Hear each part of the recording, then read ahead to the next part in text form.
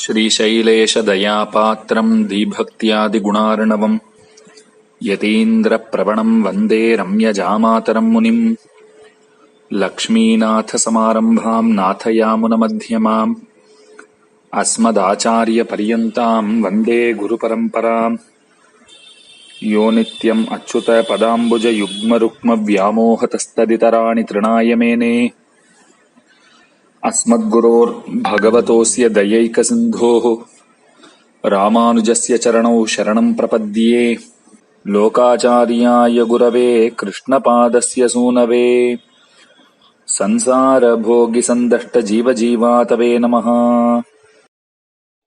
Asmad-Gurubhyo Namaha, Asmad-Paramagurubhyo Namaha, Asmad-Sarvagurubhyo Namaha. So we continue on with our discussion of Sri Vacana Bhusanam by Pillai Lokacharya with a commentary by Manavalama Munigal.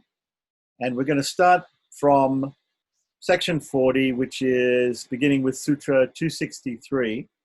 And the section is entitled, Those Who Should Be Avoided. The ill-disposed, partikulas, are those who identify the self with the body, mind complex, those who acting according to their whims, those who show allegiance to others rather than the Lord, those who attach to other means, upayas, and who are self-seeking. The Venerable Teacher here enumerates 5 types of people who should be avoided. And we've been over this in the last class. So I'm just going to read it through anyway. We don't have to go into detail because we've already gone into it in detail. So 1, those who confuse the mind-body complex as being the self. Number 2, those who know that the self is different from the body and yet still think that they are their own masters, declining to be of mindful service to anyone else. 3, those who are inclined to serve but serve other sentient beings for their own personal gain rather than the Lord and his embodiment, which is the world.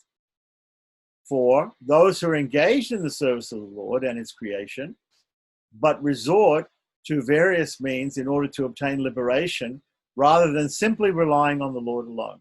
And finally, 5, those who render service to the Lord and the devotees, but out of self-interest. Even if that self-interest is, liberation or whatever it is. Okay, so moving on to Sutra number 264. With such varying ideals and agendas, each of the above categories have their own particular preferences, means, and objectives. And of course, if you look at these are in order of, each person and each of the persons in these different categories is slightly more advanced. So obviously the category 1 people you want to avoid as much as possible, whereas the category 5 people, you may even be in one of these higher categories yourself. Naturally, you want to move beyond it, but at the same time, these people are not, some of these categories are actually people who are Vaishnavas and who are following paths of, other upaya paths like Karma Yoga, Jnana Yoga, Bhakti Yoga. So, but here Pillai Lokacharya is saying we're supposed to avoid them all, like that. So to different degrees, of course, according to how advanced in understanding they are. Sutra 265. For those who identify the jiva with the body, their preference is for those who also foster the body. Their means is money, and their objective is worldly enjoyment.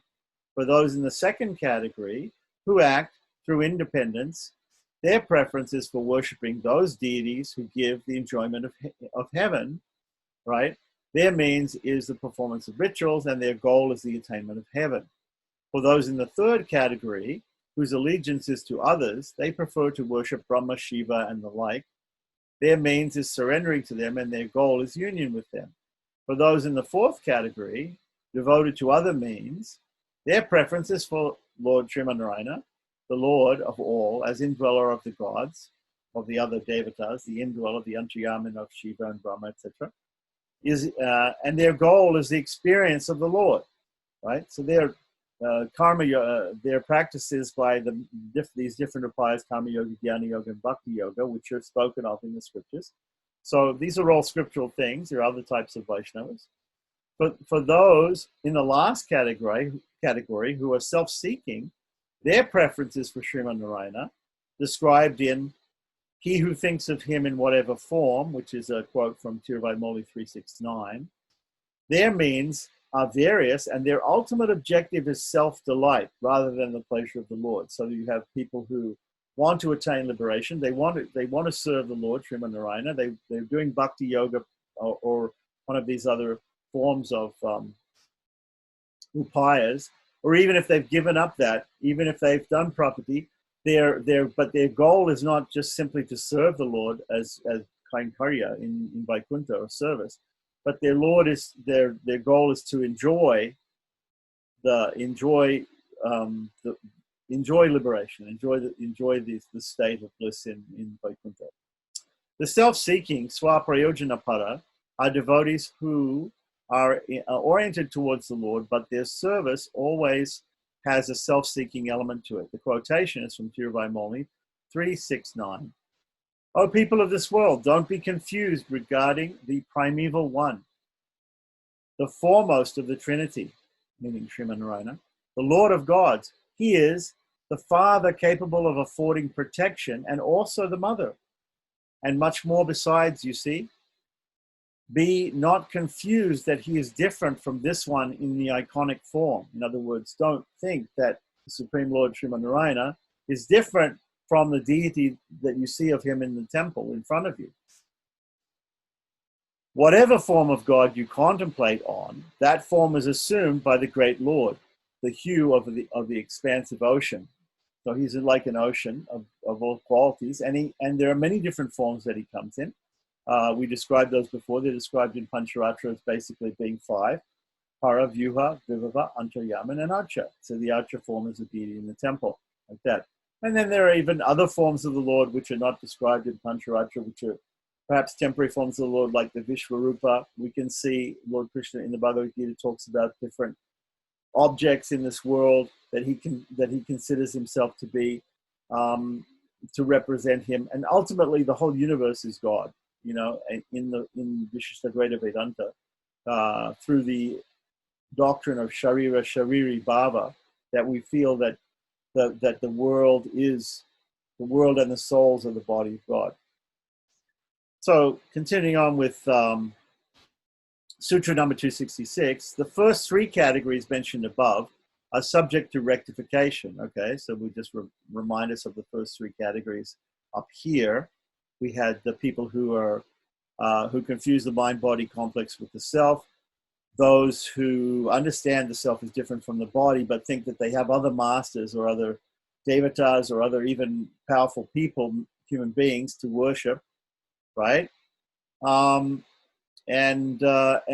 also those who are inclined to serve other sentient beings for their own personal gain, right? So really, the first 3 are a little bit different from the last 2, 4 and 5, who are actually engaged in following the scriptures and worshiping the Lord, even if they're worshiping the Lord through seeing the Antaryaman. Like, for instance, we were talking about Madhvas today in another class.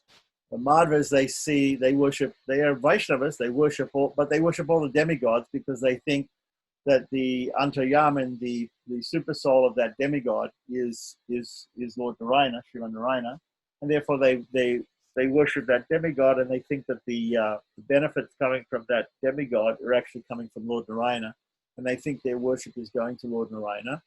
It's a very famous statement by Shankaracharya, Akasha patitattoyam yata gachati sagaram sarvadeva namaskaraha Sri Keshavam patigachati. He says that as water falls from the sky and ultimately goes to the sea by falling down from the sky, flowing into rivers, streams into rivers, and rivers ultimately goes to the sea. All the prayers that we offer to all the different devas ultimately goes to Keshava, right? Akashat means from the sky. Patita means falling down. Toyam means water. Yata gachati. Gachati means it goes. Sagaram, to the sea, right? That goes to the sea, right?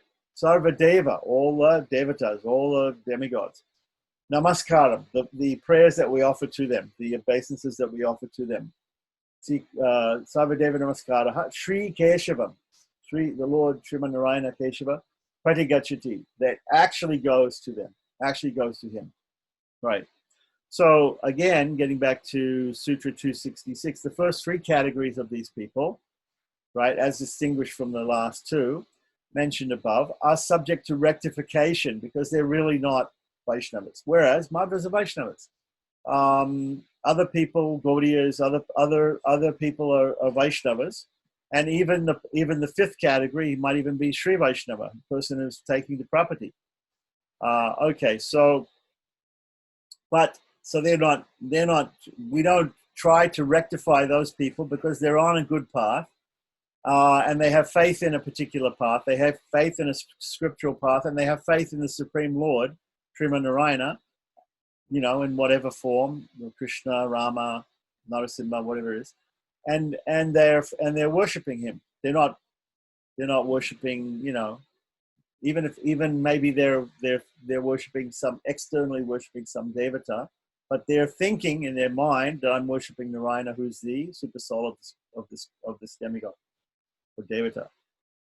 Right? For the other two categories, there's grace. Right? The grace of the Lord will take care of these other two. So they may think that by their efforts they're going to attain liberation, but actually it's only by the grace of the Lord that they're going to attain liberation. They think that by their works, by performing their works, they're doing what we call their cooperative grace. Cooperative grace. They're cooperating by performing these works. They take one step towards God, he takes so many steps towards them. That's their idea. Their idea is there's two pieces of string, and we need the effort of the devotee, and we also need the grace of God. But actually, it's only by the grace of God. It's ultimately only by the grace of God. And this is really Tengalai philosophy, that the cat comes and picks up the baby kitten. The kitten doesn't have to do anything. So the kitten never thinks, I have to do something. He is picked up like that. Whereas the monkey situation is more like somebody who's performing bhakti yoga and some other upaya, karma yoga, jnana yoga, bhakti yoga. They think that by their efforts, they're going to attract the grace of God. Okay. But they think that those efforts are necessary. That's the point. Their efforts are not necessary.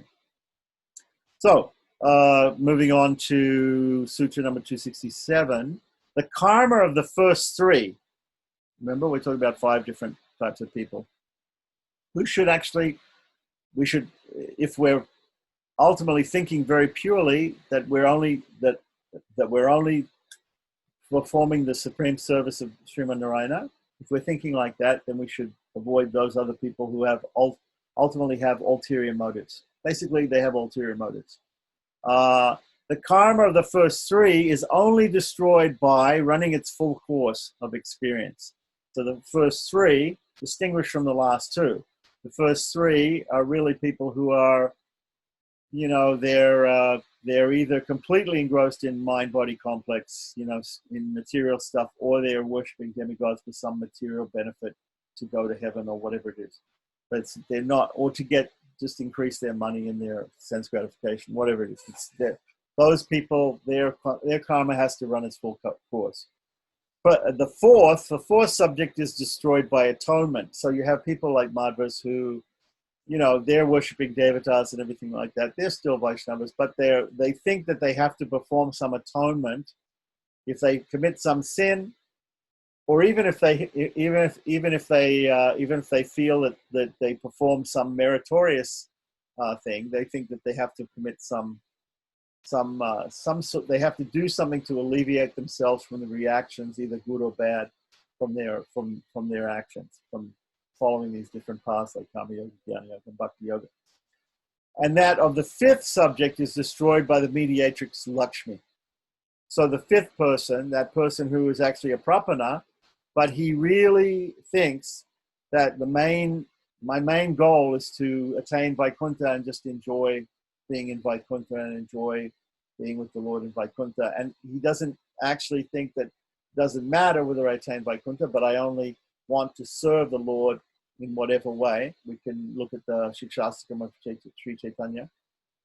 He says, even if he crushes me by his embrace, I'm still his worshipable Lord. he's still my worshipful Lord, birth after birth. So that's the fifth person, and that person's karma is destroyed simply by the mediatrix Sri Devi or Lakshmi, Mahalakshmi. Okay, so I'm just going to finish reading the Sutra 267, and then there's a question in the chat. So the subjects of the first three categories enumerated above alienate themselves from the Lord, and their salvation occurs only after many, many rebirths and untold karmic suffering. The only way they can extricate themselves from the wheel of rebirth, samsara, right, is to increase their merit and decrease their demerit. So these people have to do, that's why these people have to do prayaschitta. They have to atone for their sins, because if they, whatever they're doing, you live in this material world, you're going to sin, so you have to do something to alleviate the reactions from your sins, and you have to try to increase your punya, your merit. So you have to dig wells, open hospitals, feed the poor. You have to do all these sort of things, and you have to perform sacrifices, to devatas or even to Sriman Narayana, but with the idea of getting punya, build up your positive bank account, get rid of all your debt, your negative bank account of karma, and that's the way that they do it. In the fourth category, for those in the fourth category who engage in means other than the Lord, right? What are means other than the Lord?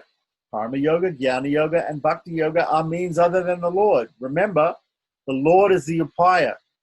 Remember, Pilalokacharya was saying, we control the mind, control the sense organs. We get a good acharya. The acharya instructs us, gives us the Tira mantra and other spiritual mantras and instructions. We use that Tira mantra. We surrender to God. We do property, and through the Tira mantra, we attain the Lord. And then once we attain the Lord, in the sense, he becomes the main upaya. He's the main method, the main path, the main system, the main thing. Even the mantra is not the main thing. He is the main upaya. He is the upaya himself. He is the means and the goal. So he's the main means. So what does it say here? For those who, in the fourth category, who have other means. So the other means are also taught by the Lord in the scriptures. Karma yoga, jnana yoga, bhakti yoga. They're also taught by the Lord, and the fourth category person is taking to one or other of all of those means. Karma yoga, jnana yoga, bhakti yoga. Their salvation lies in divine grace, which treats the upaya as a kind of atonement and is disregarded in the general amnesty, right? So it's similar to, also we can say maybe even similar to how the Wadagalais talk of prayaschitta property. They need to do atonement even though they've surrendered to the Lord, even though they think the Lord is the only upaya. Somehow they think that they have to do something else after that. Those who serve the Lord, in the fifth category, those who serve the Lord for their own interest are forgiven for the sake of Mahalakshmi, who, as mediatrix mediator between the Lord and the souls, was instrumental in introducing them to the spiritual path through the medium of the Acharya. So the Acharya is a representative of Mahalakshmi, who is the mediatrix in between us and God, and in whose presence they played the courtier. Okay, so in other words, she acts as the mediatrix, the Purushakara, in between us and God, and therefore the guru is like her, the acharya is like her. The venerable teacher now takes up some anticipated objections to these teachings and refutes them. Right, okay. So now, I'm going to read here.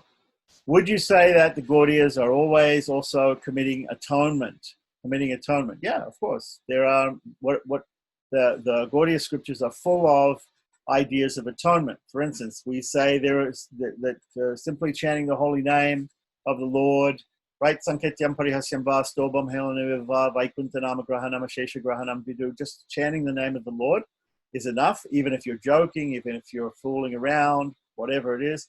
It's even if it's namabas. This is the definition of namabas, which is not exactly pure name, but even if it's not pure, but it's clearing, right? They say there's there's offensive chanting, right? Namaparad. Then there's namabhas, which is the clearing state, or and then there's the pure name, like that. So even if you're just joking around like Ajamil was, he was calling for his son, but he said the name of Narayana. Even if you do that, you'll attain all perfection, like that. But they also say that if you were infested with all these different offenses to the names, the holy names have these offenses. There's these 10 offenses. Satam Nindam Nam Nam Param. You can go through them. They're coming from one Purana. I think Padma Purana. I'm not sure. Anyway, if you're infested with these names, then you will. There's another sloka in Chaitanya Charitamrita, which the Gaudias quote all the time. Bahu Janma. Many births. Bahu Jamma Kariyari Shravana Kirtana Tabutana Paya Krishna Pade Premadana. If you want Premadana, if you want that to be given, if you want to attain or be given prema or love of Krishna, which is your goal, right? Then you will not get love of Krishna, even if you chant many times. But if you don't chant purely, if you have all these offenses, right? These different offenses, Guru Avagya, Shruti Shastra Nindanam, there's so many, right? If you have these things. So then if they do the offenses, then they have to do something to atone for those offenses. Or in Gaudiya Vaishnavism, they'll have to follow Ekadasi Vratam. If they don't follow Ekadasi Vratam, then they'll have to fast another day. So they have to fast on Ekadasi. If they don't fast on Ekadasi, if they break Ekadasi, they don't realize it's Ekadasi, then the next day they have to do something else. They have to fast. They have to atone for it. So yeah, would you say that Gaudis are always also committing atonement, doing atonement? Yeah, they're doing it. It's part of their system to do atonement. It's even part of the system of Vadagalai Sri Vaishnavas to do atonement. It's part of every system in Hinduism, not just Vaishnavism. Hinduism in general, if you do something bad, you've got to atone for it, like that. Only Tengalai Sri Vaishnavas do not believe in atonement. Now, you can remember the bad things that you did if you've made mistakes or if you've committed sins. You can remember those things, and you can feel sorry that you did those things, and you can wish not to do those things again. But there is no sadhanas or things that you have, compulsory things that you have to do to clear away those mistakes, either good or bad. If you did something pious, you're not going to get the reward for it. You're not going to go to heaven. And if you did something sinful, you're not going to go to hell. Okay? So you don't have to worry about those things. You don't have to do those prayaschitas. You don't have to do those atonements, like that. But naturally, we feel badly if we do something good or bad, which is normally something that somebody in this material world would do in order to attain punya or papa. Okay, so as they're always looking for the benefit of devotional activities, exactly. So, for instance, we heard that even chanting Vishnu Sahasranam, some people don't want to chant the Palashruti. They don't want it. The Palashruti is the section of the 1,000 names of Vishnu at the end, which tells you all the great benefits that you'll get. And it comes very often in many Sanskrit prayers that you get this Palashruti. Pala means fruit, and Shruti means it's to be recited or the recitation of the fruits of even the Gaudiyas. They have this, Samsara Dava Nalalita Lok. They have a Guru Vastikam written by Narottam Vishwanath Chakravarti to Narottam Das Thakur, I think, or Narottam Das to, whoever. Anyway, that in the end, there's a 9th verse, which is the Palashruti. Srimad Guru Astate Mede Duce, Brahma Muhurte, Patate Prayatna, Yaste. That person who chants this will get this benediction, like that. Now, we might even hear Sri Vaishnavas chanting the last part, the Palashruti of Vishnu Sahasranam, or of any stotra. There might be some mention of the fruits by Sri Vaishnavas too. But we specifically do not think that we want the fruits or that we even deserve the fruits, because we think that we are not the actors. Even if we chant Vishnu Sahasranam, we are not the actors. We are not. The Lord is chanting Vishnu Sahasranam through us. That's all. All benefit goes to him and none to us. At the same time, if we do something sinful, we not that we think that he's doing it, but we think that we feel sorry that we've done something bad like that. We feel sorry for it, but we're not going to go to hell for it. Okay, so and he's giving examples of Kartik Mas. Kartik month, people are lighting lamps and they're offering lamps like that. Well, yes, Sri Vaishnavas do that too. They light lamps and they do different things. We do all sorts of devotional activities, but we're not doing them. We're not doing them thinking that we're doing them. We're thinking the Lord's doing them through us. And secondly, we're not expecting any result from them. We're not asking for that result or expecting that result. So that's the point. It's not done as a sadhana to reach a goal. It's just done because we enjoy chanting the holy name. We enjoy worshiping the deity. We enjoy even if there's a vrata or something, Krishna Janmashtami, we would enjoy following that vrata, let's say, performing worship, maybe even fasting, whatever it is. We enjoy doing those things, following the orders of the Lord in the scriptures. Yeah, why wouldn't we enjoy that? It's wonderful, wonderful Vaishnava culture. Yeah, everybody's always talking about, you hear, it's typical in Hinduism, everybody's always talking about, oh, you do this and you'll get this benefit, like that, if you chant this, even Vaishnavas, I feel I need protection, so I'm going to chant Narasimha for protection, I want protection, like that. No, we don't want anything. We simply want to serve the Lord like that. So now in the Wadagalai system, what they do to remind themselves of that, before and after they do each thing, they have a special Sattvika Tyaga mantra, which, by the way, we've seen the paradigm for that. The paradigm for that Sattvika Tyaga mantra is given by Ramanuja in his book Nitya Grantha. However, amongst Tengalais, we don't, because we try to foster that idea. It's nothing against it. We can also use those mantras. I don't think it's improper for somebody to chant Sattvika Tyaga mantra before they do something and after they finish doing the same thing, right? Say it before and after. I don't think it's improper to remind ourselves that the Lord is working through us and that benefit doesn't accrue to us. That's not wrong.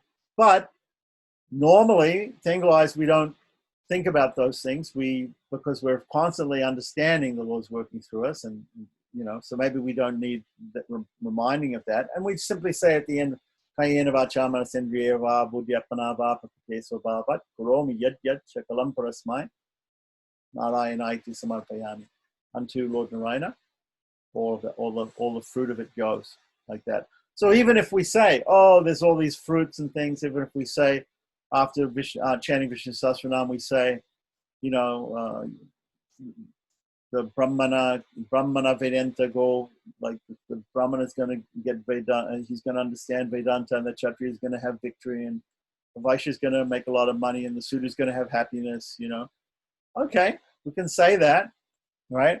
But we don't, we're not thinking like that. And at the end we say we're offering everything to Sriman Narayana, like that.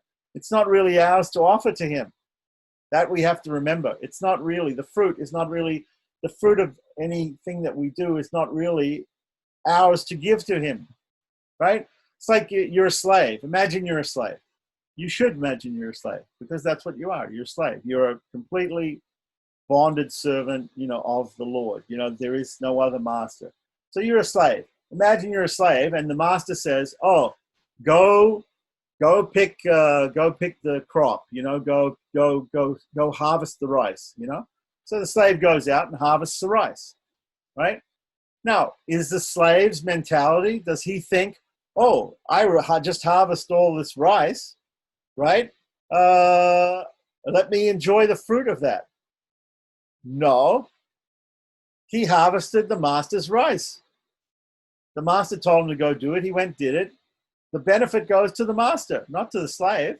The slave cannot think that and in this case, we think the Lord is working through us. The Lord is working through us, and he's doing everything. So naturally, the benefit goes to him, not to us. Now, but if we do something sinful, on the other hand, we don't think, oh, the sin is going to go to him. No, the sin doesn't go to him. He's not doing that, right? That's our mistake, and we should regret it. But we don't have to regret it to the extent that we think, oh, that's going to send me to hell, and therefore I have to do some prayaschitta for that. No, we don't have to do that. We should regret it, but we should not think that the Lord is not going to save us, and that's not going to accrue to us. So, why do I think here that Swami Vivekananda says that Mahalakshmi destroys the sins? Well, he's not exactly saying Mahalakshmi is acting as a mediator, in the process of the sins being destroyed. It's like that. For instance, if you have two groups, or if you have a business dispute and you have a mediator, the mediator is in the middle and is not on either side, like that. Mahalakshmi is in the middle. She's the mother to the souls, and she's the divine consort of the Lord. So she has a slightly different relationship to the two sides. She wants to help us because she knows the Lord may punish us for all our sins and things. So she wants to help us out. So she wants to offer us to the Lord and say, look, these people are, to recommend us to the Lord as being worthy of his grace. And at the same time, she wants to go to the Lord and she wants to satisfy him. And she wants to pacify him and say, look, these errant souls, these sinful beings are not so bad. They deserve your mercy, like that. So she is working both sides, and she's trying to get an agreement to come together like that. So she is the cause of ultimately the fact that our sins and our punya, also our good activities, the fruits don't occur to us because of her, because she makes this. She helps the Lord to see that he should give us his grace and should just grant us moksha, eternal kainkari, eternal service in Vaikuntha to him. So she helps in that situation. So she's an indirect cause. She's an indirect cause of the sin being destroyed. She can't be a direct cause, because only God can forgive us our sins. She can't forgive us our sins. Yeah, maybe in Wadagalai philosophy, maybe they believe that she is actually forgiving the sins. I don't think so, but I think because in both the Wadagalai and Tengalai sampradayas, or sects, right? She is called a Purushakara, and that means a mediator, and that means she stands in between the souls and God, and she mediates. If she's forgiving the sins and giving moksha, I mean, once your sins are forgiven, if you've got no more sins, you go to moksha, right? The body is made of sin, right, from previous births and things like that. It's a basically. Once that's gone, if the subtle body and the gross body are finished, then all your sin, there's no sin. It's just the pure soul. If that's what you are, just the pure soul, then you attain moksha, because there's nothing holding you back. But it's the covering of sins, both gross and subtle, that is holding you back. So if she can forgive sins, that means she can give moksha.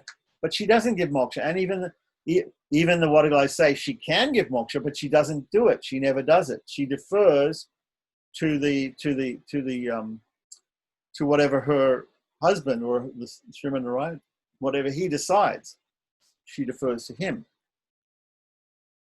So when we know ultimately that Sriman Narayana is the one who actually destroys the sins, correct? Okay. Last question now answered there in the last paragraph. Okay.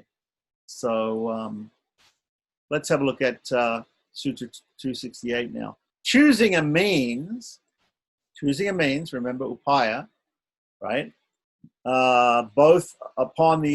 Choosing a means depends both on the individual, Purusha, and the mediatrix, Purushakara, right? So, in other words, at the time of accomplishment of the goal, these two become redundant. Okay, the Lord is the Siddha Upaya, the perfect means, or the means of perfection, let's say. Perfect means or the means of perfection, it can mean both. He does not brook any other means, and this is known as nirapeksha upayatva. There is no other means but himself. Right? The answer is that at the time of surrendering, the Chaitanya or sentient subject, Purusha, courts the Lord, and Mahalakshmi is instrumental in ushering the Chaitanya into the presence of the Lord's presence with a recommendation. Right? So this is also, it gets back to this, the way of thinking that we're all females and that we're all approaching the Lord with this Naika Bhava, that we, love him, and that we are, that the even the samashrinam, the surrender, the property is like the girl marrying the husband, the bride marrying the husband in the marriage ceremony. She's surrendering to the husband. He's the master.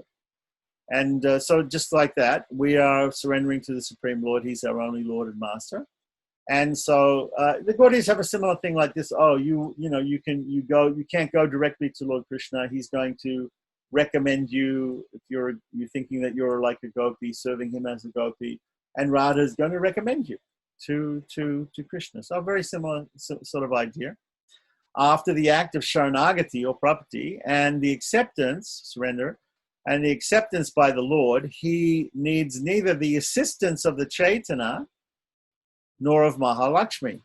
He himself takes complete responsibility for the liberation of the Chaitanya, because ultimately it is the Lord himself, and not even Mahalakshmi, who is the means, the main means, like that. So similarly, when you have a dispute between two parties and there's a mediator, ultimately one party has to agree. Both parties have to agree for it to happen. But ultimately, who is the one who has the most power in this negotiation here?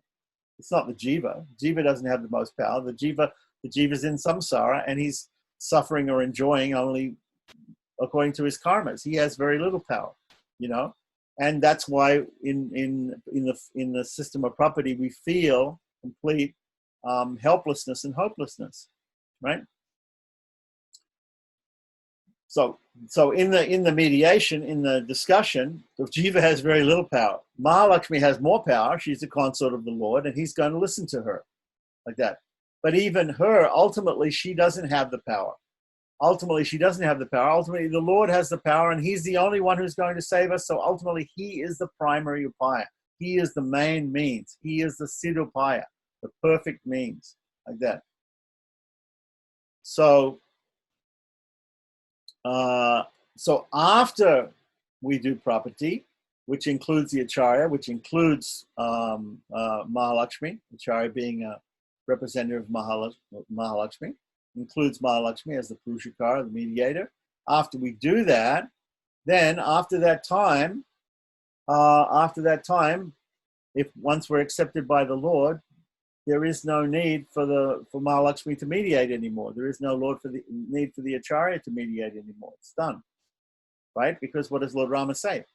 Once, Sakrideva Prapannaya, having once only said, I am yours, I will protect that person. Like that. We don't need to ask for protection again. We don't need to go to the guru again and ask for him to protect us, or Mahalakshmi to protect us. We don't have to go through that all again. We just surrender once, and that's it. Yeah. Okay. So moving on to Sutra 269, it may be asked, quote, is it proper to consider all those who are self-seeking as ill-disposed?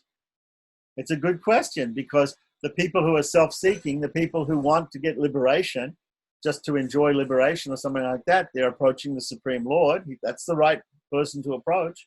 They're worshiping him, and they realize they're not this body. So those three first types of people definitely are not to be associated with. But the other people, you have many fine Vaishnavas who are not Sri Vaishnavas, or even Wadagalis, if we don't necessarily agree with 100% with what they, doesn't mean that we should is it proper to consider them as self-seeking or ill-disposed? One might also ask if the acharya is not being excessively puritanical by declaring that even the friendship and association of self-seeking devotees should be avoided. Yeah, when we first read these 5 categories of people, as I said, there's different grades and different levels. Obviously, people who are totally engrossed in material things, you should avoid their association. But there's different levels. There are people who are great Vaishnavas also, and they're performing bhakti and jnana and karma. They're performing these, but then, and they think in a certain way. Yes, I have to follow the scriptures. The scriptures say that I have to perform effort, and in order to attain the grace of the Lord. These people are also Vaishnavas. So we should, somebody might be thinking, is Pillai Lokacharya, is he, by saying we shouldn't even associate with these sort of people, is he being overly, excessively puritanical here? Okay, what's the answer? The answer is, in Sutra 270, the answer is that which is referred to as self-seeking arises from the faulty reliance on the aesthetic form of the Lord. The self-seeking one is misguided because he simply reacts to the beautiful external form of the Lord in the Archa Vigraha iconic manifestation. He is wrapped up in the enjoyment of the form, the personal feel-good experience, and possibly the auxiliary socio-economic factors, atmosphere, good food, etc., and does not totally surrender completely to the Lord. We see this sometimes. People are enjoying the Lord. They're enjoying the form of the Lord. They're enjoying bhakti yoga. The Shravanam, Kirtanam, Vishnu Smaranam, Padasevanam, the fantastic kirtan, that was wonderful, Prashadam, that was all these sort of things. But they're not actually fully surrendered, totally surrendered, completely surrendered to the Lord. Okay. So this is talked about in, that's number, what are we saying here? That's talking about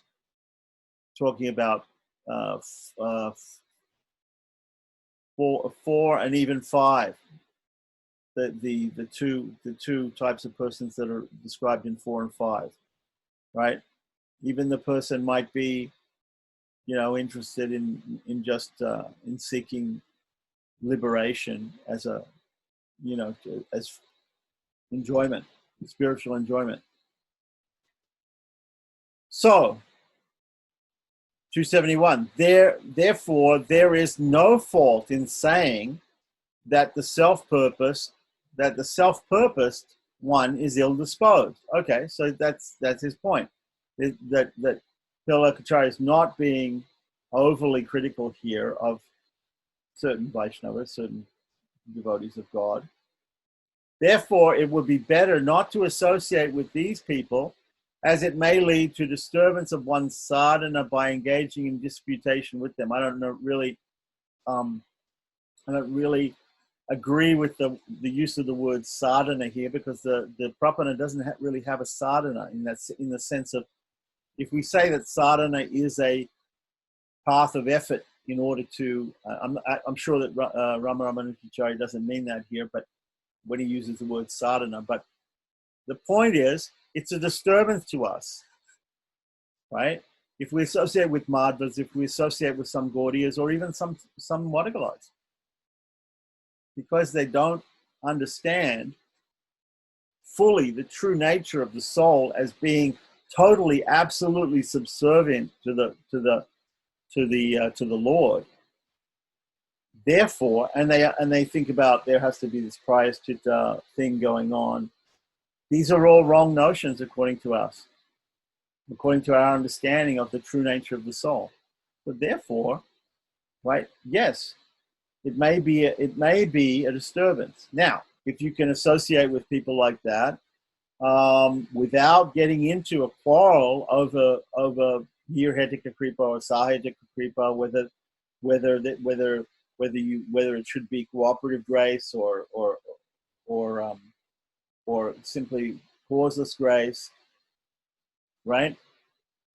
Then it's okay. Then I would say it's okay. But if you're constantly going to get into a quarrel, with Gaudiyas or Madhvas or other Vaishnavas, because they say, oh, we don't think that you're putting in enough effort to attain moksha.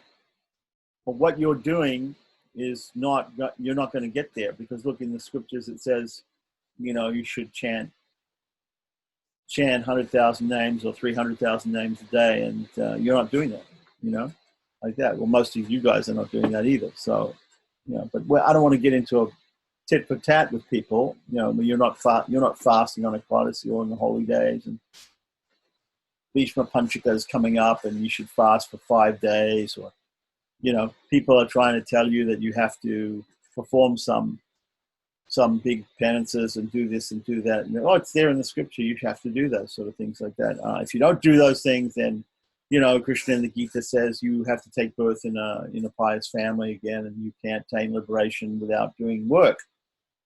And every sect will have its own idea of what is the bottom line. You have to do this particular thing. That's the works that you have to perform, and if you don't perform those works, you don't attain the goal, like that. Whereas in Tengalai Sri Vaishnavism, there's no bottom line, there's no minimum standard. You're already totally dependent on the Lord. You're totally dependent on the Lord. What's the minimum standard then? You're accepted by the Lord. Everybody's is qualified, right? But others will say, no, you can't become qualified unless you chant 16 rounds, unless you follow 4 regular principles, unless you fast on Ekadasi, unless you, do this or do that or do the other thing. No, that's not true. Who says that? Like that? I'm completely. If you're completely dependent on the Lord, then He'll save you, right? Now, if you think you can save yourself by doing all those things, go right ahead, try. Okay, I dare say you also agree that without the grace of the Lord, those things won't save you. So the difference is, some people think, in order to get the grace of the Lord, I need to do those things to attract His grace, cooperative grace, which is like the monkey, like the baby monkey hanging on to the mother monkey, has to hang on. That baby doesn't hang on, that baby falls off, that baby's gone. Whereas the cat and the kitten, mother cat comes along, picks up the kitten, no effort at all on the part of the kitten, like that. So there is no effort on the part. We do not believe in effort, in a path of effort. Doesn't mean we don't make efforts. It doesn't mean we don't do anything. We do things, but we understand the Lord is working through us. He's doing that thing. All that benefit accrues to Him. That's got nothing to do with whether we attain moksha or not. So one person does everything, does all these different things like that, and the other person, they're both prapanas, they're both surrendered to the Lord. And the other person maybe doesn't do as much, or maybe does more or does less. Doesn't make any difference in the ultimate. The ultimate scheme of things is they're both surrendered, and therefore they're both taken to moksha. They both end up taken to moksha. So just to finish off this section here, 271, therefore there's no fault, again, in saying that the self-purposed one is ill-disposed. So don't criticize Pillai Lokacharya for pointing out the highest ideals of what a prapana should be like. He's just pointing out the highest ideals of what a prapana should be like. Maybe we don't even come up to the high ideal, right? Maybe we shouldn't even associate with ourselves because we don't even come up to this idea, like that. But therefore, what he's saying is it's better not to associate with even people as advanced as the category 5 people, because you might get in a dispute with them, like that. If you're intelligent enough, you can avoid those disputes, and if they come up, you can just say, look, humbly, yes, we have fallen, we are not qualified. Yes, you are great and we are not. You are so great, you can do bhakti yoga perfectly. Please do that. That's what it says in the scriptures. Yes, you please follow that. We cannot do that. We are completely unable to do that. We know that we are not qualified, and therefore we have to act like this. So let us do our thing. You do your thing. You have faith in that. Very good. We're not going to try and disturb your faith in that. In your other paths like Karma Yoga, Jnana Yoga, and Bhakti Yoga, your paths of great self-effort, we are not going to try and disturb you in that. Please don't disturb us because we are not qualified for what you're doing. Your path is a higher path than us. You please do that. That's what you just tell people. Like that. Now, don't think that we are being insincere when we say that. We actually mean it. These people have a faith in a certain way of doing something. They have a faith in their efforts. So if you can't change people's faith just like that. They have to come to the realization themselves that their efforts are useless, ultimately. If they cannot save themselves. Just example, once again, of the drowning man. A person who is in the water, is drowning, cannot save himself. But the lifeguard wants to see, before approaching that person, the lifeguard wants to see that the person has actually given up the idea of saving himself. Because if the person continues to try to save himself and the lifeguard goes there, 9 times out of 10, that person will claw at the lifeguard and will push him underwater and will end up drowning not only himself, but the guy who's trying to save him. Right? I have personal experience in this, okay? I know exactly what I'm talking about here. Like that. You try to save somebody and you end up being drowned yourself. We don't want to do that, and that's why Pilo Lokacharya is saying, don't even associate with these people, because these people think they can save themselves by their paths of effort, of individual effort, whether it be Bhakti Yoga, Karma Yoga, Jnana Yoga, whatever it is. They read the scriptures. The Lord says you should do this. They feel that they're qualified to do it. They want to do it, and they feel that they can achieve moksha by their efforts. Those people are like a drowning man who doesn't realize that he has to just give up and let the Lord save him. Right? So until they come to that realization, teaching them about property, teaching them about the surrendering to the Lord in this way, in this idea, it's not fruitful for them. Let them continue, and when they come to the realization of helplessness and hopelessness, then and only then are they going to understand this philosophy. So we have another section here. Positive qualities. Does anybody, this is it's a good section actually. 5 types of people. Does anybody have any questions or comments about those 5? We can have a look at them again before we go to the next section. I think it's very easy to understand, right? It's in Sutra 263, right? Once again, people who don't know that the soul is not the body. People who think the mind and the body are the soul, right? Complete materialists, right? Those who know that the self is different from the body, that's the second level, right? Yet still think that they're their own masters, and they declining to be of mindful service to anybody else. They just simply almost humanists, these people, right? Then the third category, but pretty much of a materialist, those who are inclined to serve others, altruists, like that, who serve other sentient beings for their own personal gain rather than the Lord, right? So then above that are more spiritual people, number 4, who is engaged actually in the service of the Lord, like a Vaisnava or a religious person at his creation, but resort to various means to attain liberation, like Karma Yoga, Jnana Yoga, Bhakti Yoga, rather than simply relying on the Lord himself. And then 5, even a person who relies on the Lord, right? Somebody who's doing property and they're relying on the Lord, but they do it out of self-interest. They want simply to enjoy the nice prasadam, the nice deity form, the nice culture of Vaishnavism, and ultimately a nice life in Vaikuntha forever without any pain or suffering or rebirth or death. That's what they want. right? But they're not actually looking for simply to be totally surrendered, that all I want to do is serve the Lord, whatever he wants me to do. I'm a slave of the Lord. I'm completely subservient to him, completely dependent upon him, and therefore, whatever he says, I'll do that. Bhagavad Gaya, Bhagavad Kankarya. That's all I want.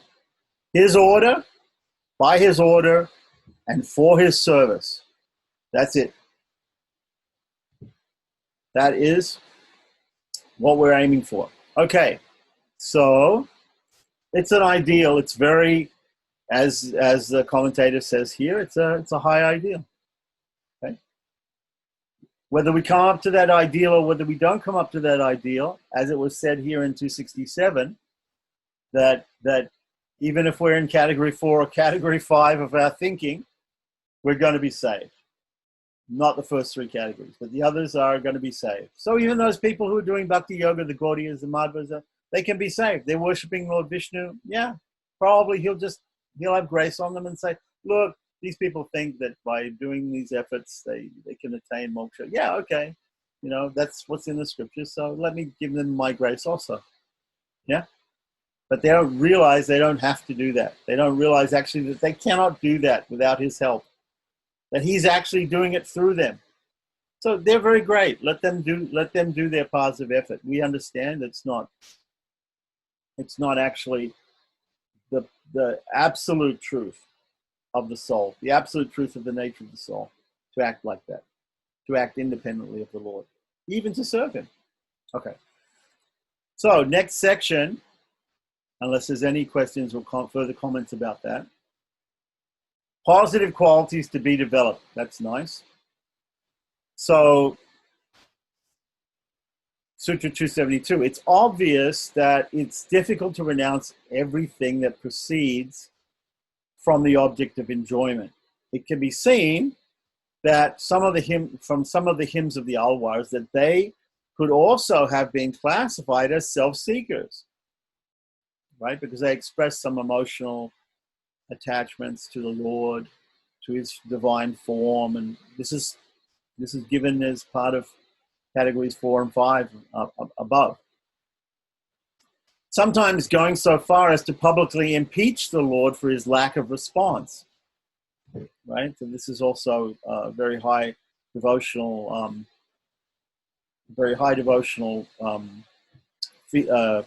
feeling. And sometimes the devotee will chastise the Lord for his lack of responding to the devotee, but their apparent impropriety was due to advanced God realization and enlightenment, and not due to immaturity and ignorance. Okay, so in terms of the Alwars, right? So therefore, we should not judge them from a mundane human point of view. It is natural for sentient beings to seek pleasure and aesthetics, and therefore they cannot be condemned for doing so. So just like we shouldn't condemn other Vaishnavas like Madhvas and Gaudiyas and these people, or even Vadagalais, people who think that cooperative grace is more important, or is the actual system, or is the actual nature of the soul. Yeah, okay. The attitude should be just to be humble and say, yes, okay, you're very great. You have this idea of that by your effort in this way you can attain moksha. Go ahead, do that. That's in the scripture. There's nothing wrong with that. Please do that. If you have faith in that, please do it. Like that. So same thing with the Alwars, although we understand the Alwars or Bhagavad-amsas, or they're at least it depends on the way we think of the Alwars. Of course, some people consider them to be avatars of particular paraphernalia of God, which is called Bhagavad-amsa. But we're all actually Bhagavad-amsas in a way, because the Lord is everything. The Lord is Vishwam. He's the whole universe, and we're part of that. So we're Bhagavad-amsas. Amsa means a part of the Lord. We're all part of the Lord. So, Bhaktivedanta Swami would say, part and parcel. Okay. So we're all parts, small parts. So therefore, we should not judge them from a mundane point of view. Yes, we should not judge other Vaishnavas at all, what to speak of the Alwars, right? So there's 2 messages here. We shouldn't judge the Alwars like that. And we also shouldn't judge other Vaishnavas either. So therefore, it's natural for sentient beings to seek pleasure, aesthetic. Yeah, and we can also seek that too. We can also enjoy this the beautiful form of the deity, wonderful prasadam, all these different wonderful singing of the holy name, and wonderful pujas, and all these things. Smell of the incense and the tulsi leaves. All these wonderful things we can also enjoy, right?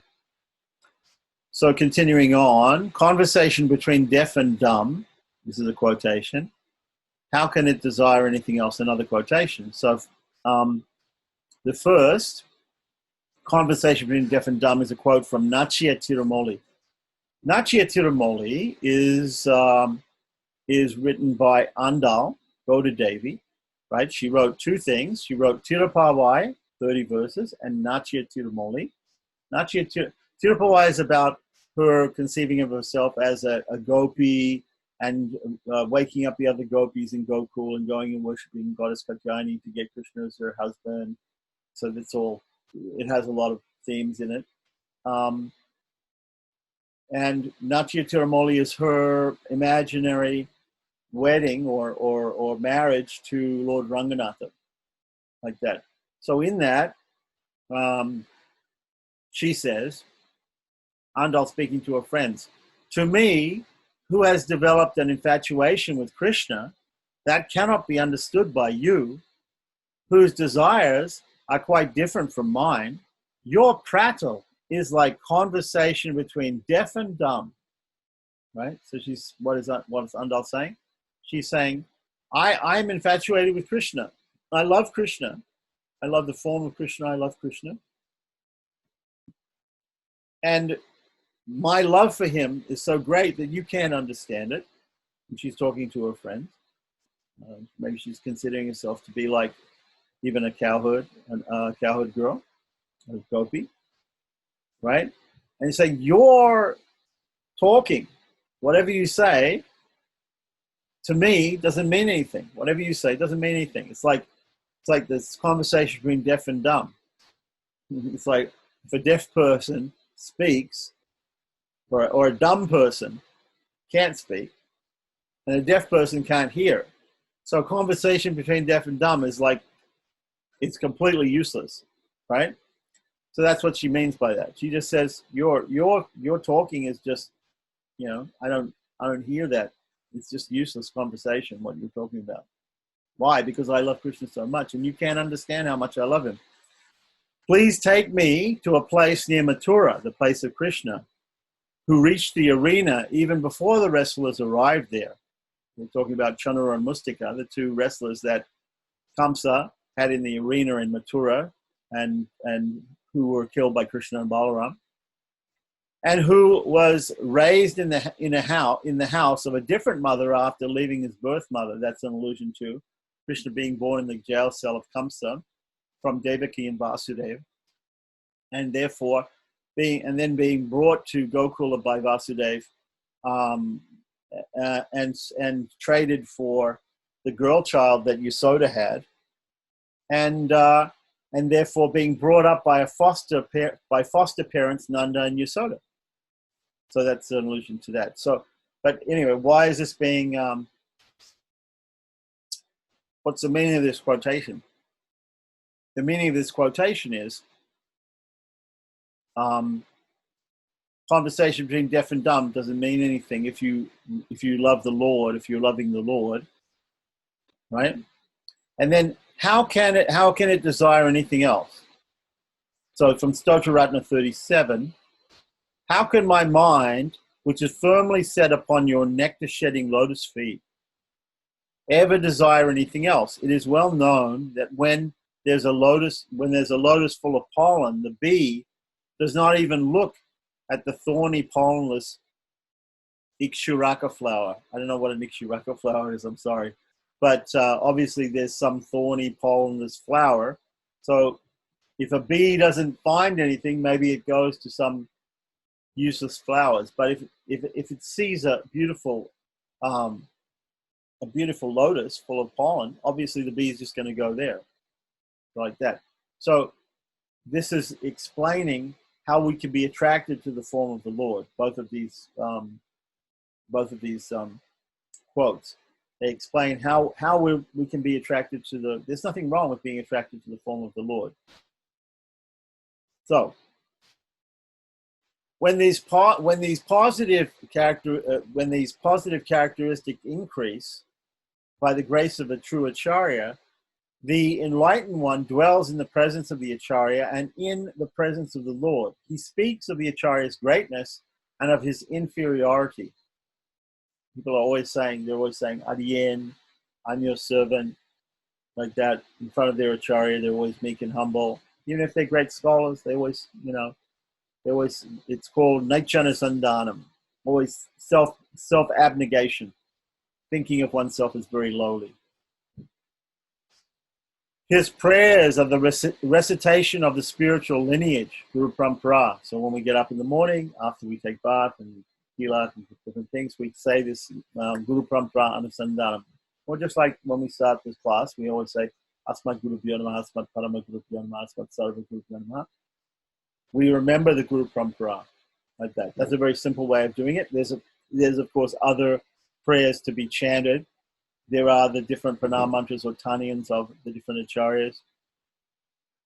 There's two ways of remembering the Guru Parampara. There's what we call Vakya Parampara and Sloka Parampara. The Sloka Parampara includes all the taniyans of different persons, like Sri Shailesha Dayapatram Dibhaktya Gunanavam Yahindam Bhanavam Bande Ramja Mataramunim Lakshminatha Samarambam Nati Munavadyamam Asmanacharya Pariyandam Mande Guru Paramparam Yo Nityamachira Parambujyugmarukma Vyamohatasthiritanai Tanai Mene Asmad Guru Bhagavatosya Dayaka Sindho Rama Nudasti Charano Sharanam Prapadye Pata Pita Yuvatayasthanaya Vibhuti, etc. It goes on and on and on. And that's what we call Sloka Parampara. And then the Vakya Parampara, where we just simple statements. Vakya means statement of the names of the people in the Parampara in a very respectful way with Om and Namaha.